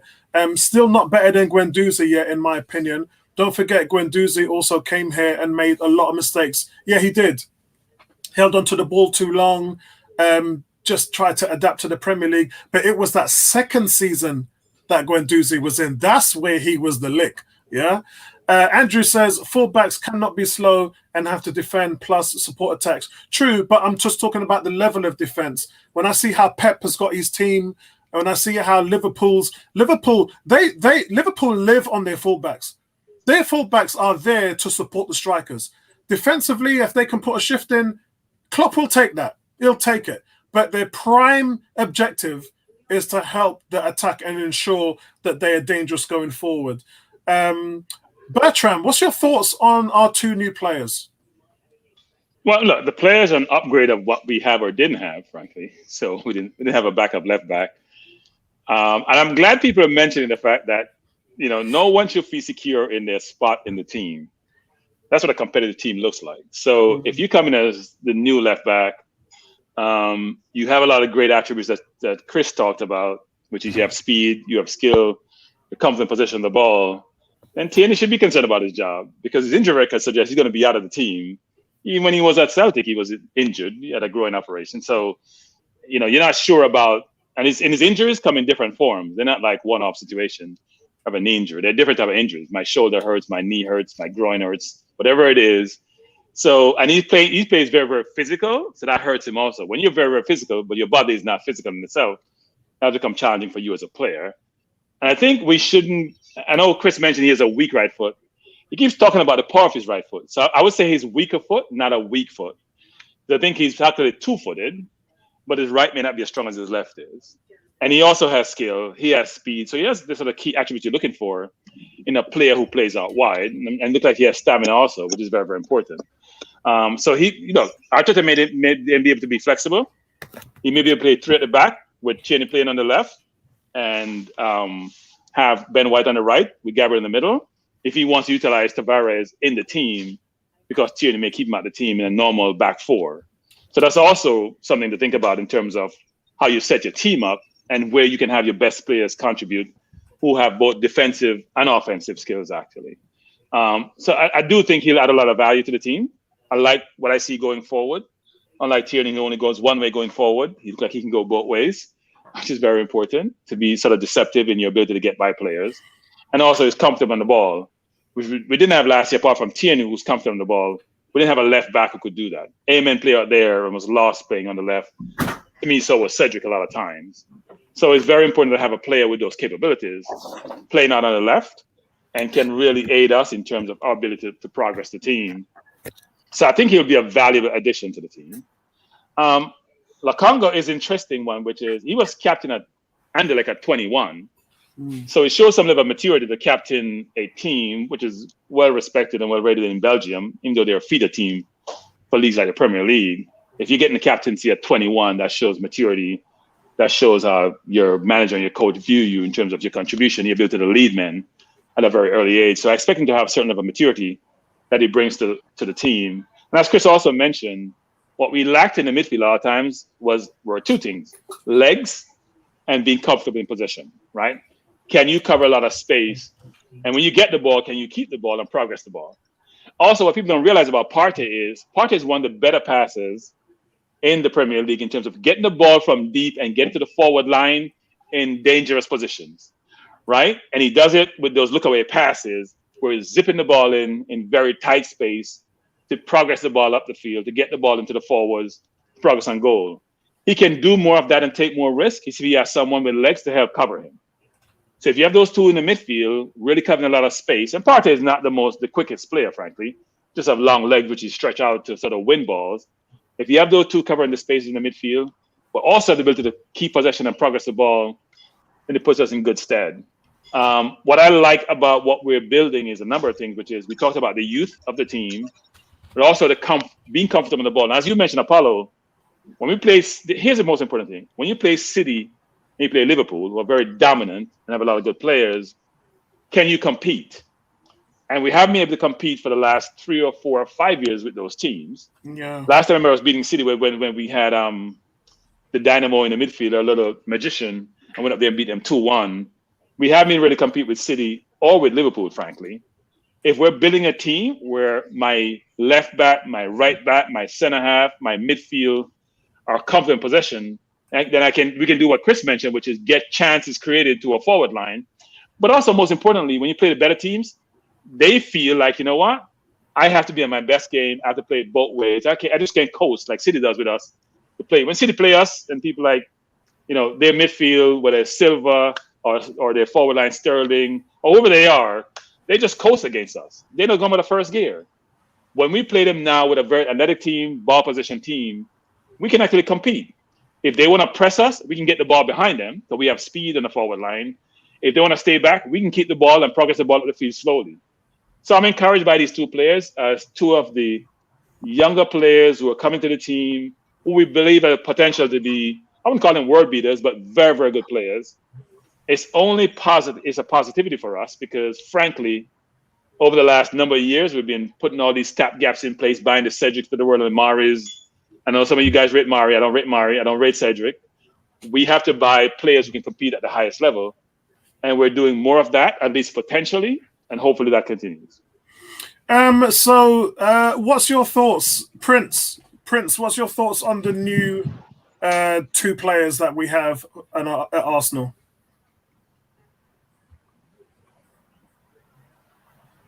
Yeah, Apollo. I'm so excited about the new signing that we've just got. This Tavares and Lukunga. Mm-hmm. Like as I said before, I've just I saw the comment of Henry and company about this Lukunga of a person. Yeah. And at that age, being a captain of a team in Belgium, that shows that that kid is going to be a great player for Arsenal in time to come. I hope so. And as for this Tavares, I'm so confident about that. Excellent. And for this Tavares of a person, Terry, this our Scottish player. That guy is going to be our future captain by the grace of God. Mm-hmm. But one thing I'm saying about him is his fitness. His fitness.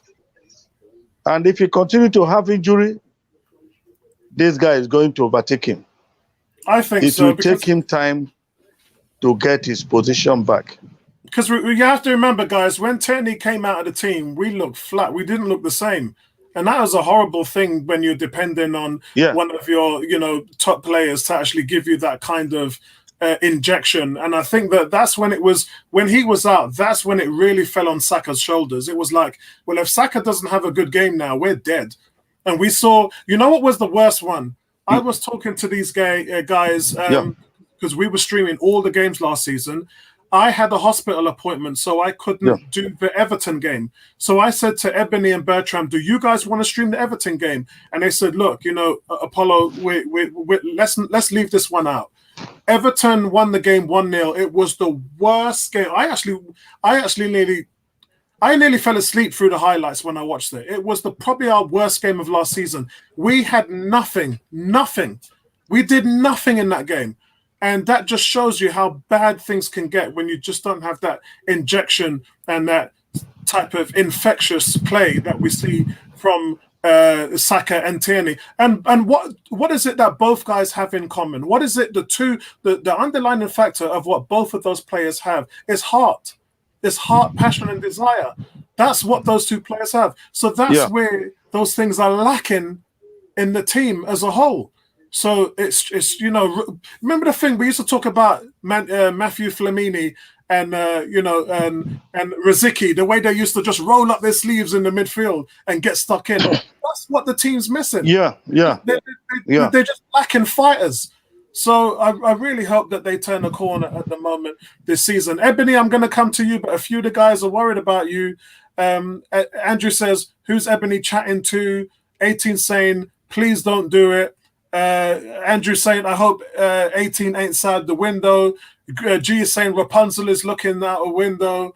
No, she's just cool enough, man, because it's a little bit... It's not actually that hot today, but it's very humid and very stuffy. Ebony, what's your thoughts on our new 2 signings? I'm impressed with them so far. And, as everybody said, because of Tierney's injury record, he's going to have to be worried about Lokonga. I just think that, it's quite fortunate in a sense that, we've got Tottenham and Chelsea in the pre-season, because I want to see how they do well against Premiership opposition. Mm-hmm. I mean, it's great that they've done well against Millwall, but Millwall are they're not as tough as opposition as we get in the Premier League.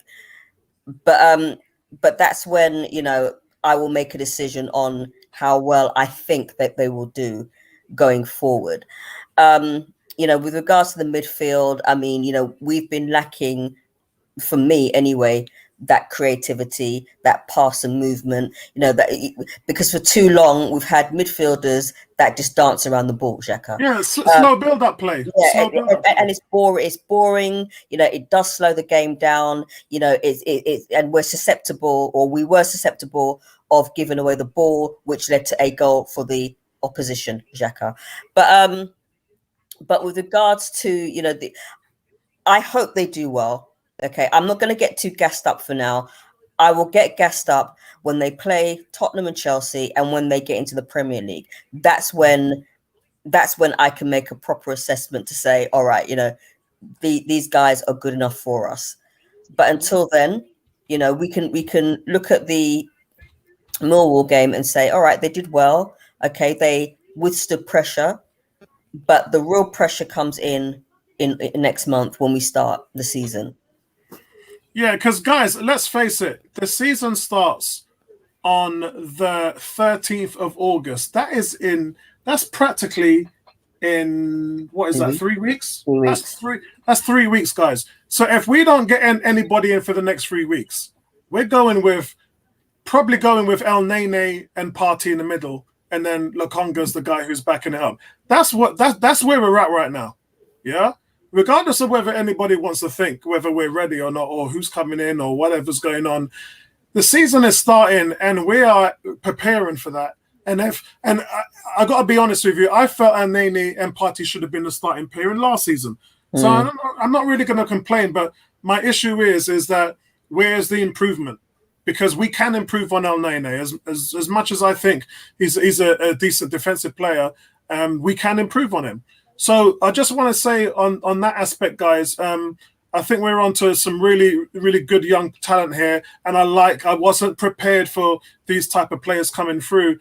And there has been another signing, by the way, which is the Fulham guy, the guy who's got 21 goals in 21 games. I was going to come on in at the latter part, but does anybody just want to chime in quickly on this guy before I move on? Don't know him. Okay, all right. So that's fine. I've heard good things about him. In general, sorry, I was just going to say, just going back to Wenger's successful period, it involved taking young players and developing them. I'd much rather go down that route for the longer term. These are players that, if it doesn't work out, we can recoup our investment, more readily. If it does, and they still want to leave, then we can recoup profit that gets reinvested into the squad and strengthens it. This is how Leicester have strengthened year on year. Every one of the players' sales that I talked about earlier, from Maguire, Kante, Drinkwater, Mahrez, Chilwell, they've taken that money, they've pocketed a bit of it, they've taken like 3/4 of each of the transfer outlay that they've received from that. They've strengthened 1 or 2 positions, so that yes, they've lost 1 player, but then they've gained 2 that strengthen their squad. Or they've chosen to buy in a player that is a young player with a higher potential ceiling that in a year or 2 raises the floor of the gap that was left by the player that they sold. So exactly, yeah. Because I think Chris, what they also do though is they have great scouting, right? So if you look at who they buy, they'll buy a player under 40 mil, That player in 2 years is worth 60, 70 mil. You look at Maguire, or you look at Madison, or you look at, don't talk about Kante or Mahrez, because they bought him for little or nothing. Right? That was way back when. But even the Sanucci, the Fowler they're buying, you can see those players' value increasing. They're not buying depreciable asset. They're buying players who in 2 years are going to either double or triple their value. Agreed. So, guys, let's come to the last segment before we close down. I get so much. You guys won't believe how much questions I get in the forum, in my inbox, on the YouTube channel about these three. So I just wanted to give everybody my rough opinion on where things are going with these guys. What's my chances out of 10 that they'll sign for Arsenal? I just wanted to say with Madison, I think it's a 6. The player does want to come to Arsenal. Arsenal are interested in him.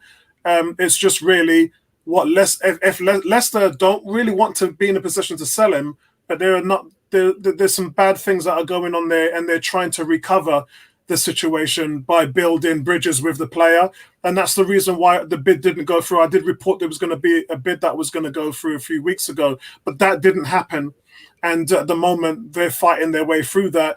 And I'm also hearing that because it's taken this long, that he's possibly going to hand through a transfer request.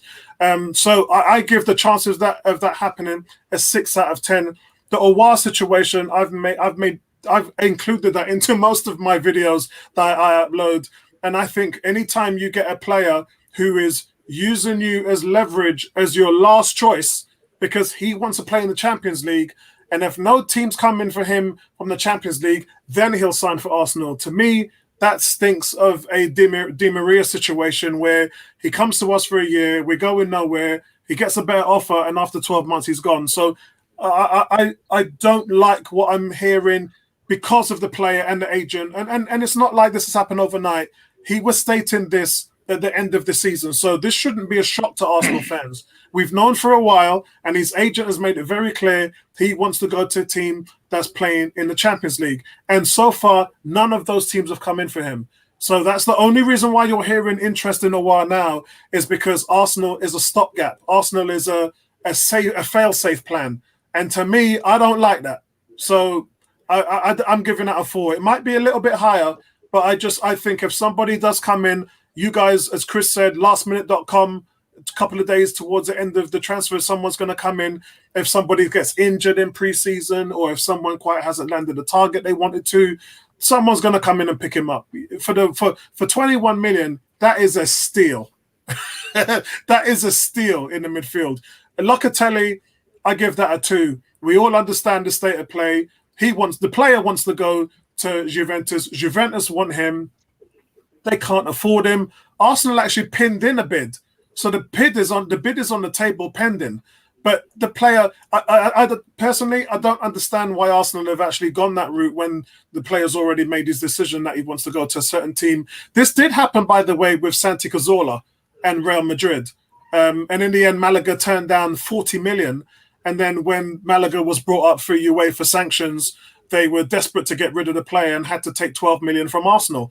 But the season before that, Cazorla was a 40 million target for Real Madrid, a place where he wanted to go. So I can understand how these things work out, but me personally, 2 out of 10, I don't see this deal ever happening. Do any of you guys want to chime in? Let me go with Prince first, because Prince has been very patient. Prince, what's your thoughts? Who out of these guys would you think has the most chance of coming to Arsenal?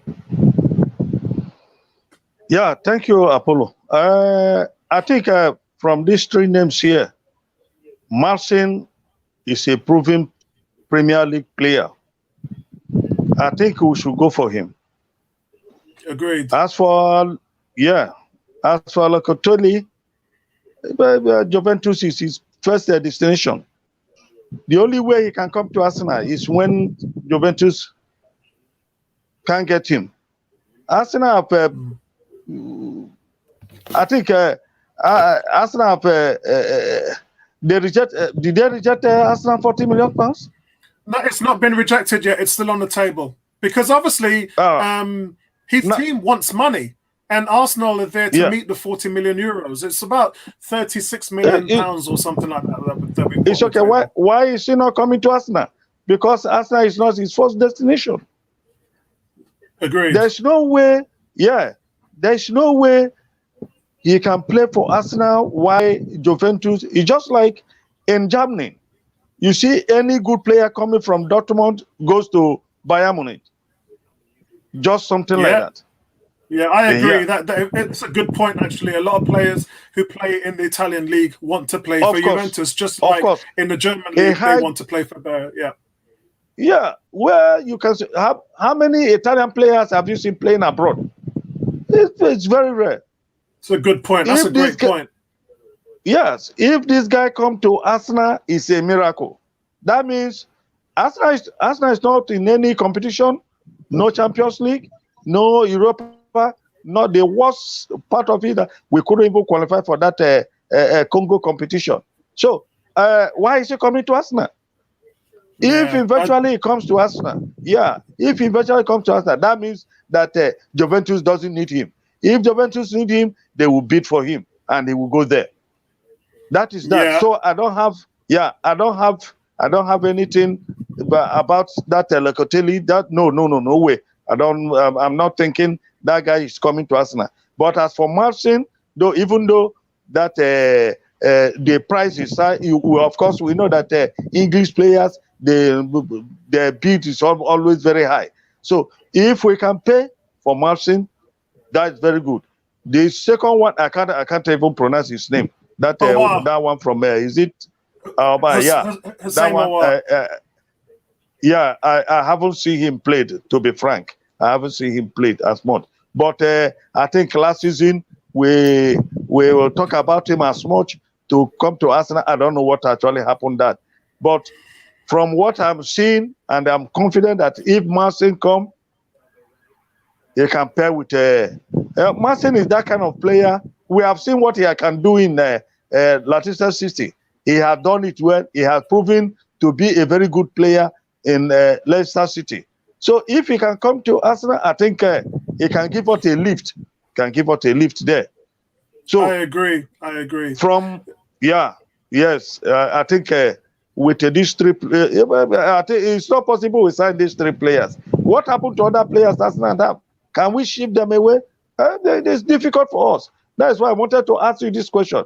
What happened to Bellerin? What happened to Torreira? What happened to some of them there? Are they not coming to them? Yeah. How do we get them? I think I need to say, yeah.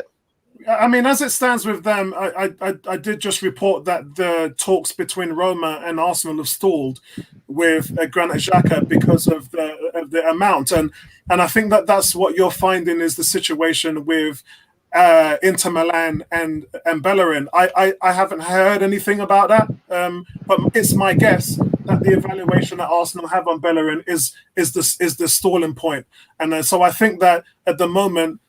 Those teams know what Arsenal, Chris and Bertram both talked about our under-evaluation and the way we have been slapped around by letting the likes of Ozil, Socrates go for next to nothing. Teams know that we're playing that game, so they want to test us to see if they're willing to get these players for next to nothing. So at the moment, I think that we're going to be playing a game of cat and mouse, and it doesn't favor us because we're desperate. But teams want to use that desperation against us.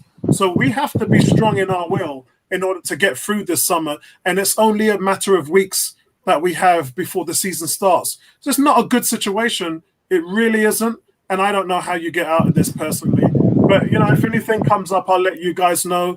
Ebony, let me go over to you. What's your thoughts on these three players? Have you got a favorite out of them?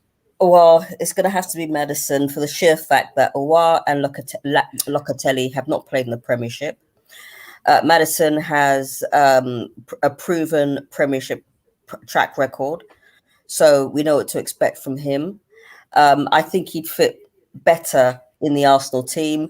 I think Arsenal fans, we don't know whether Aouar, if he was to come, I mean, I'm not believing that he will, or Locatelli. We don't know because Arsenal fans can be quite impatient to the point where we sometimes expect these players to hit the ground running.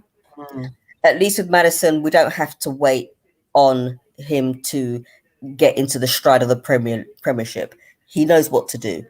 Yeah. So therefore, out of the three of them, it more than likely be Maddison. Aouar, I've not really seen him play too much. Locatelli, I've not really seen him play too much. So, with regards to going for those two, I'd say that, there's two hopes, Bob and none. So I think that, the most realistic bet on anyone out of those three that will come to the team would be Maddison.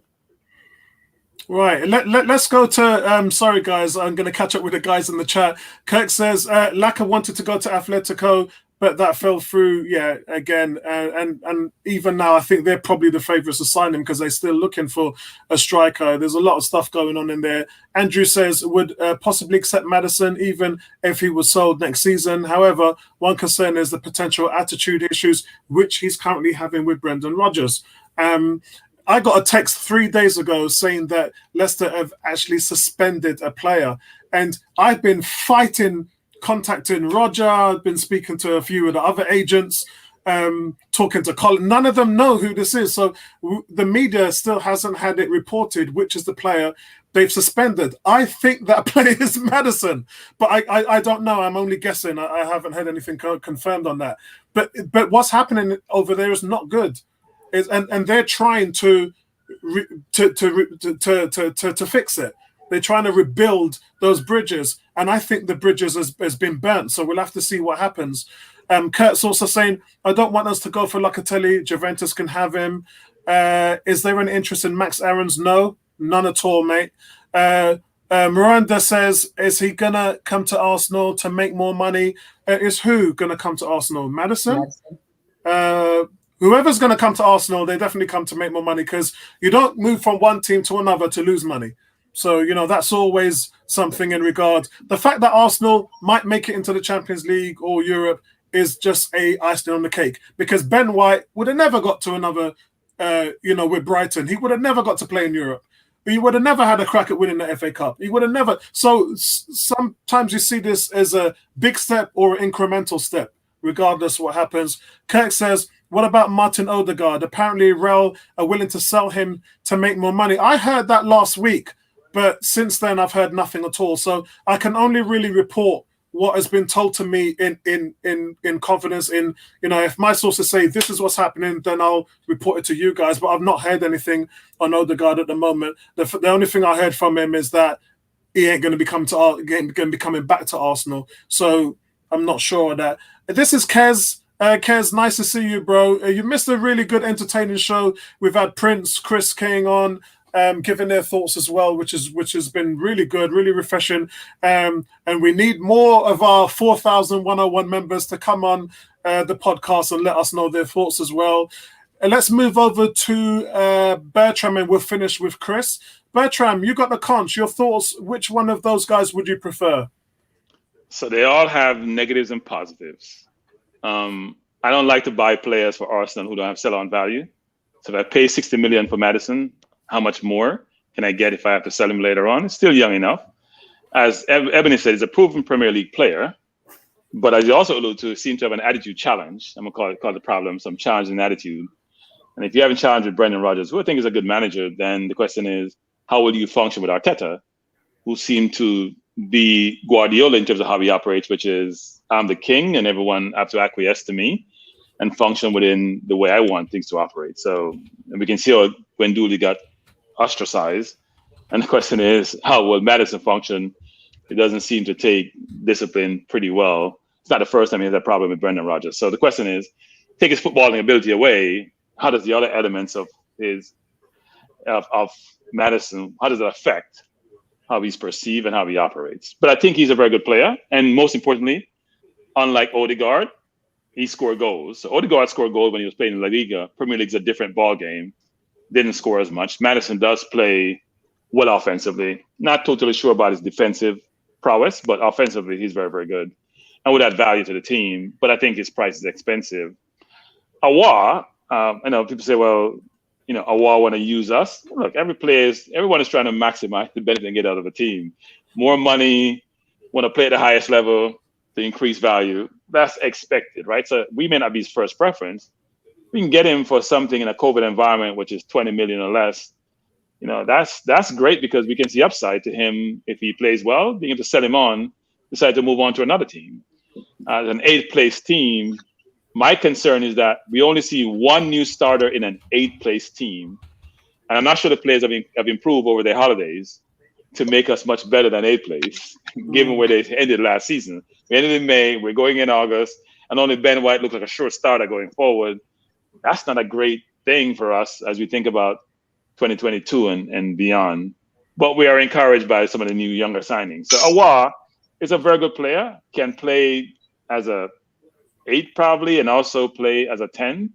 So that's good to have a player with that versatility in a team like ours, and a player that's played in the Champions League and performed really well against a team like Man City. For 21 million, Bertrand. Yes, that's what I'm saying, which is good. Now, he didn't have the best season this past season, but he was very, very good the season before. So the question is that which is the award that we're going to get? The one that was great in the Champions League, or the one we saw last season? We had a lot of challenge, had COVID before, so it had some challenges in terms of him in last season. But hopefully we're getting a player with quality if we decide to pursue him. Locatelli, look, we talk about Italian players not playing outside of Italy, apart from a couple that plays maybe like for PSG. English players don't play outside the Premier League, apart from a Timor who goes to AC Milan. Most very good English players are not going to leave home to go play someplace else because the money is good, they're in a familiar environment. That's how players are, right? French players are comfortable. La Liga players are comfortable moving. Even some German players, not the same with English players or Italian players. And as we all said, Juventus is like a Bayern Munich, as Prince says. People want to play for the top team in Italy. They're comfortable in that environment. There's always a concern when you leave home, changing language, changing culture. It's challenging to adapt, and some people adapt better because they're much more versatile. I don't think Locatelli wants to come. But I watched him in the Euro when he played. He didn't start all the games. He looked a very, very useful player and may do. I don't think quality sometimes doesn't manifest itself in some more tougher leagues, but I think he would do well here. But if I was to choose one of all of them, I'd probably go for Awa, actually. As I said before, very versatile, compete at the highest level. And I love the price. I'm a stickler for buying value at the right price. I don't want to buy 60 million and it doesn't work out. If I'm buying 20 million and I think the price is comparable quality, I may want to go for the 20 million. Yeah. Chris, before we leave, let's get your thoughts.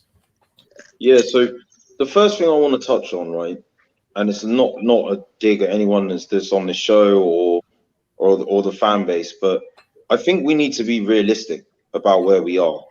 We finished 8th 2 seasons in a row. We've shown that under this owner, our club has lacked ambition, and we've fallen down the pecking order in terms of prestige of English clubs to want to come to. Now, am I really bothered that we're not a player's first choice given those circumstances? Absolutely not. If this player is going to come in and improve us, and we weren't his first choice, and he's got an agenda down the line where he wants to leave and sees it as a roadmap to another club, as long as we're making profit down the way and we get consistent and good performances in between, then we're going to have to accept that this may be something we need to be willing to do for the longer term good. Now, Locatelli, I've had the privilege of watching him play for Swansea as well as in the Euros, and this kid is a baller. Like he's an absolute baller. Like he can play as a 6, he can play as an 8, he can play as a 10. For a guy, most Italian midfielders, centrally, the thing that comes first with them is technique and guile. But what he's got as well is that athleticism. He's not quick over 5 or 10 yards, but he's not slow either. He can carry the ball, he can pass, he can shoot, he can pretty much do everything. He can tackle, can intercept, can win headers. He's got good leadership qualities. Chris, that sounds like 90% of the Italian players from the Euros. Yeah, but I mean, like, you know, I just look at it. Will this guy improve our midfield?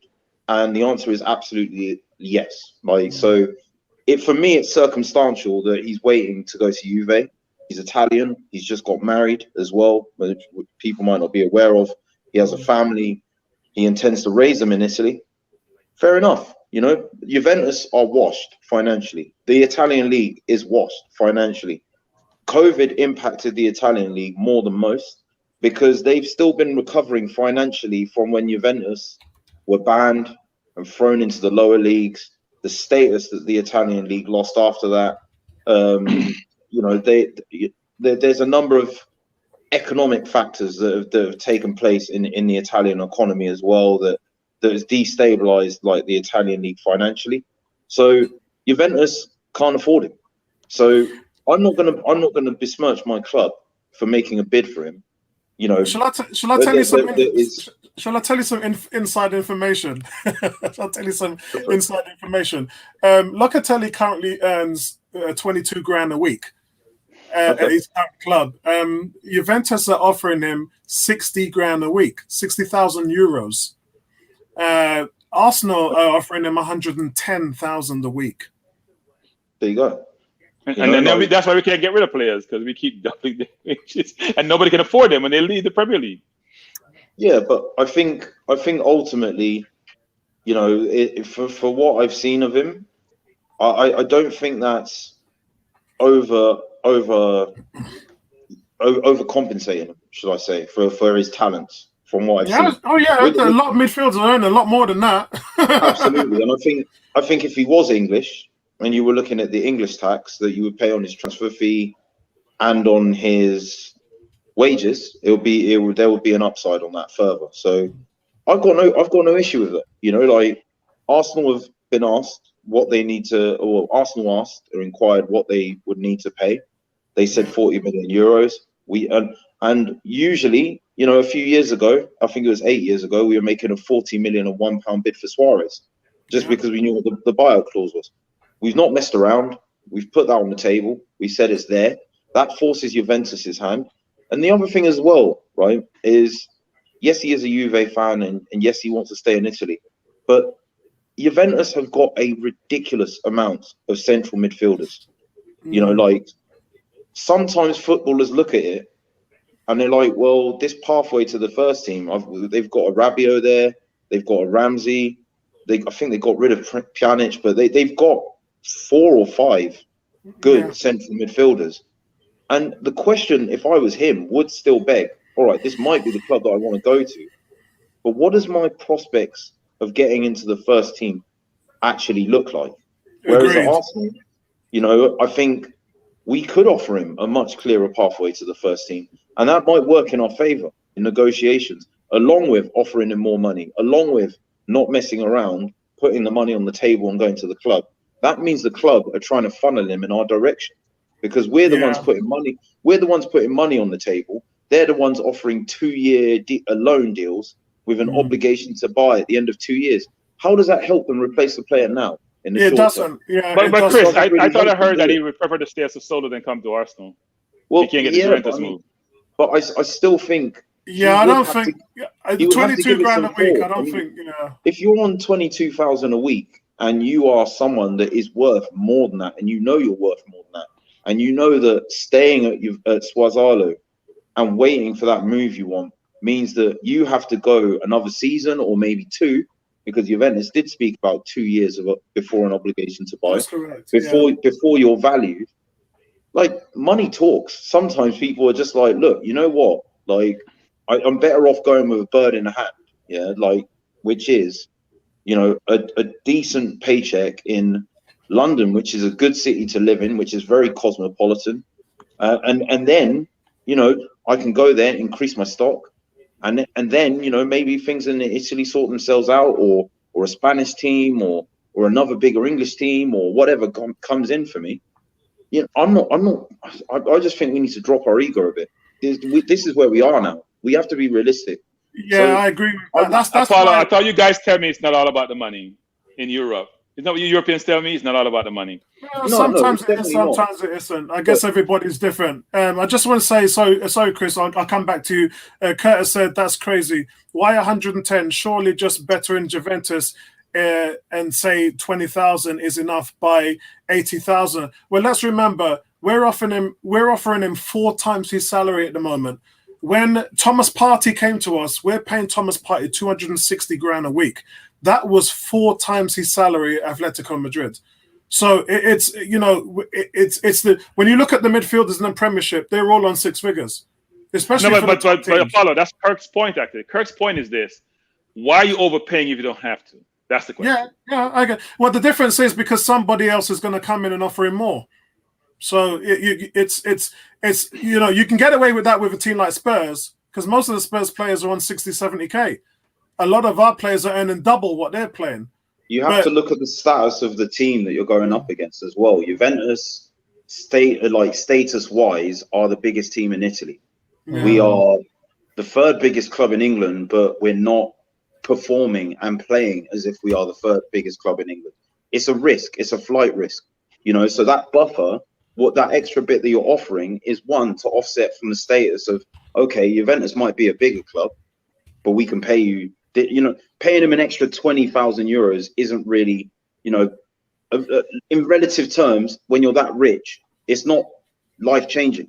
You know what I mean? That little extra to go to a club you don't want to a country you don't want to, that's not really to a club that's, well, status wise doesn't have the status that Juventus has.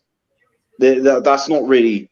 If I was in his position, I would just be like, well, what's 20,000 euros in this day and age? No, but Chris, that's not a question, Chris. That's not a question. No, the question is this, which is, I am getting paid 20,000. Juventus is going to give me 50. Arsenal give me 80. Right? So I'm about 4 times my money Arsenal give me. Juventus can't afford me now. My club won't send me to Juventus. But why is Arsenal paying 110 versus 80? That's the question. Yeah, no, this is the answer that I'm giving. I'm saying that you have to. I don't think 30,000 euros really wets the whistle. Again, you have to look at the tax system in Italy as well, which is very favourable compared to the tax one here. So that 30,000 becomes negligible because here, the sort of 40-50% tax rule, after 150,000 that you've earned, you probably lose it in tax. You see what I mean? So it's like, well, I've come here to make extra money, but then the living cost as well is more than in a Rome, in Italy, and then the tax is less favourable, so that swallows up the rest of it. Then you factor everything else that I just said in. 30,000 is negligible. Trust me. You would probably be earning the same as you would if you'd stay in Italy, because of what you would save on the living cost, on the tax situation, and you would be at the club you wanted to be at in the first place. Yeah, so the question is, what's the net take on pay, right? That's what you're saying. What's the net take on pay? I would have to look into it properly, but I do know that the tax laws in Italy are very favourable. He's on pittance there, man. I mean, he's literally on pittance there for a football player. He's just on pittance. So, guys, I just want to close up on that. We've come to the end of the podcast. If any of you guys have got any closing comments on what we've been discussing, Prince, obviously, Chris and Prince, I want to thank you for coming on to the show. A couple of our guys here have said, well done to Christopher King and Prince Oka on their first podcast with 101. So I want to thank you guys for coming on. Any closing comments, Prince? Yeah, Apollo, I'm so excited and I'm honored coming to this show for the first time. I've been screaming about this and seeing my friend here, boy Kelson, Madam Martinez, aka Madam Martinez. I love you guys. I love you. And my friends, Bertram and Chris, I love you guys. In fact, that this Arsenal 101 is one of the best group that I've ever been in as Arsenal fans. And I just pray that one day I will be in England, live and direct, to watch Arsenal live. And I'm telling you the truth, my profession has taken me very far, but not in the sports area. I hope, Paulo Dikembe, that once in a while, you will be inviting me to this group to come up on the air and see my friends talk about Arsenal things. And I hope that by the time I come again, should be able to arrange myself and put myself in order. Thank you so much, Paulo Dikembe. hoping to see you No once problem. again. Excellent. Thank you for being with us. Any other closing comments, guys? Yeah, I think I just want to say, Husamawa and Madsen, we're getting both. Yeah. Trust me. That's You heard the it here spirit. first. Yeah. We got getting another both, Tom Aston. yeah. We got another Tom Aston spirit here. We're getting both. Listen, 20 million is not a lot. And Madison, I think we can offset that with player sales. We're getting both. Also, I want to say to Prince as well, you're welcome. Anytime you're in England, let me know. My partner's also Nigerian. She's Igbo. Yeah, she can cook up some good Nigerian food as well. And I'm Sierra Leone. My dad's Sierra Leonean himself as well. So excellent. It's a West Africa thing, man. It's been a pleasure to be on, guys. Thanks for having me on. I've enjoyed speaking with all of you, and yeah, I mean, I'd love to come on in the future as well. Yeah, no problem. We're doing the stream next week with the. Is it the Chelsea game or Spurs game that's up? I think it's the Chelsea game that's up first. So so we're going to do the live stream on that. So you're always welcome to come on. Anything to close from you, Bertram and Ebony? So, go ahead, Ebony. No, I was going to say that things are looking promising, but as always, I'm not going to get hyped up. I want to see the proof of the pudding when we actually hit the Premier League. That's when who's good enough, who can withstand. And I'm just hoping that we get rid of what's left of the deadwood, because as what was said before, we've still got to sell players to buy players. So, but I just wish that Arteta actually uses his loaf and makes some right decisions and not play players out of position or use a false nine at any point. I hear you. I'll make a comment, which is, I know that I hear some of my English brethren sometimes talk about the English game, and they're very parochial about the game. But I must say, because the game is no longer English, it's a better game, and the English Premier League is now the league globally. So Serie A was dominant in the 80s and early 90s. Nobody cares about Serie A. La Liga has 3 teams or 4 teams. A lot of people don't care about the league anymore. The German league is trying, but they're not there. The Premier League is dominant and can afford to spend money because as global pockets now is sourcing from, to allow it to, even at COVID era, still buying Ben White for £50 million. That says a lot, where La Liga and all those teams are scrambling to survive, much less, League One has no TV revenues, frankly, right? So think about this, which is the Premier League is still dominant, will be dominant, even more so after COVID, because of the television revenues can generate, even without fans in the stand, can generate television revenues to allow it to be sustainable and to let it to operate at a certain level. So it's another global game, so think globally. So when I hear English people get upset about even playing a Premier League game outside the UK and losing their mind, I'm laughing, thinking, you're missing the big picture, guys. You're a certain level where you are, and start taking those peripheral eyes off and think more globally, because that's where the game is going, that's where the world is going.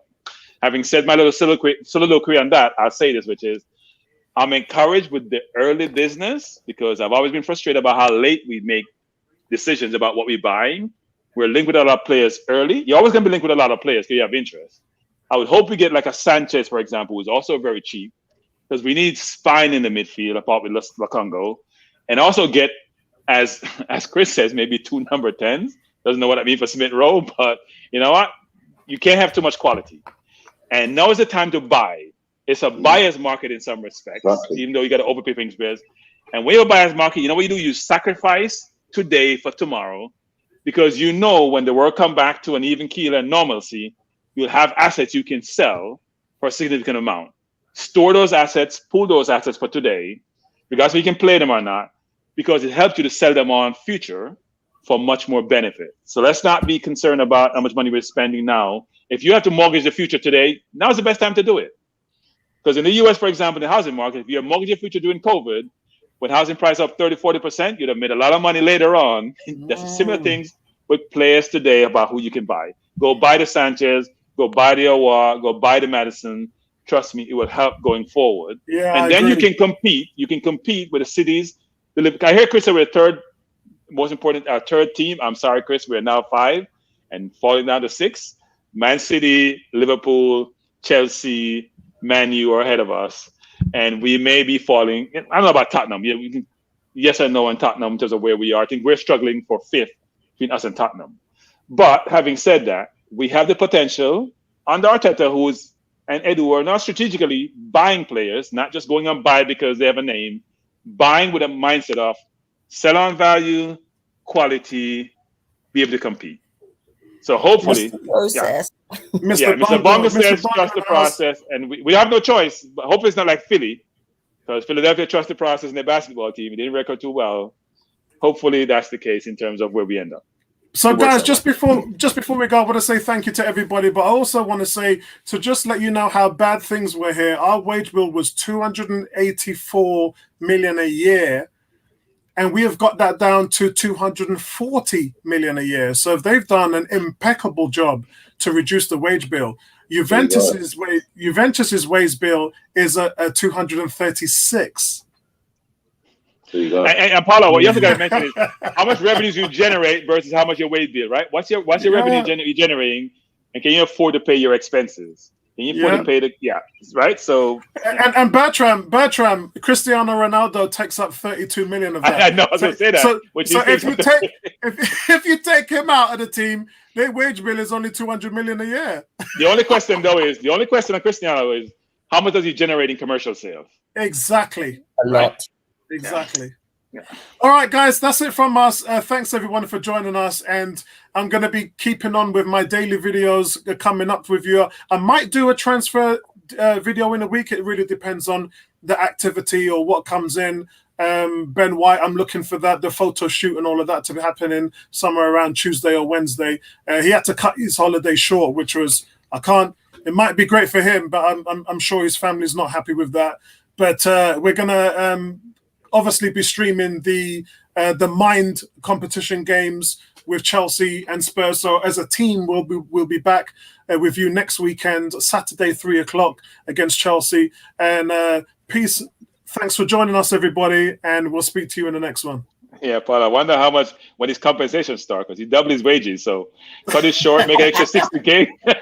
Not a bad idea. Not a bad idea. Everybody.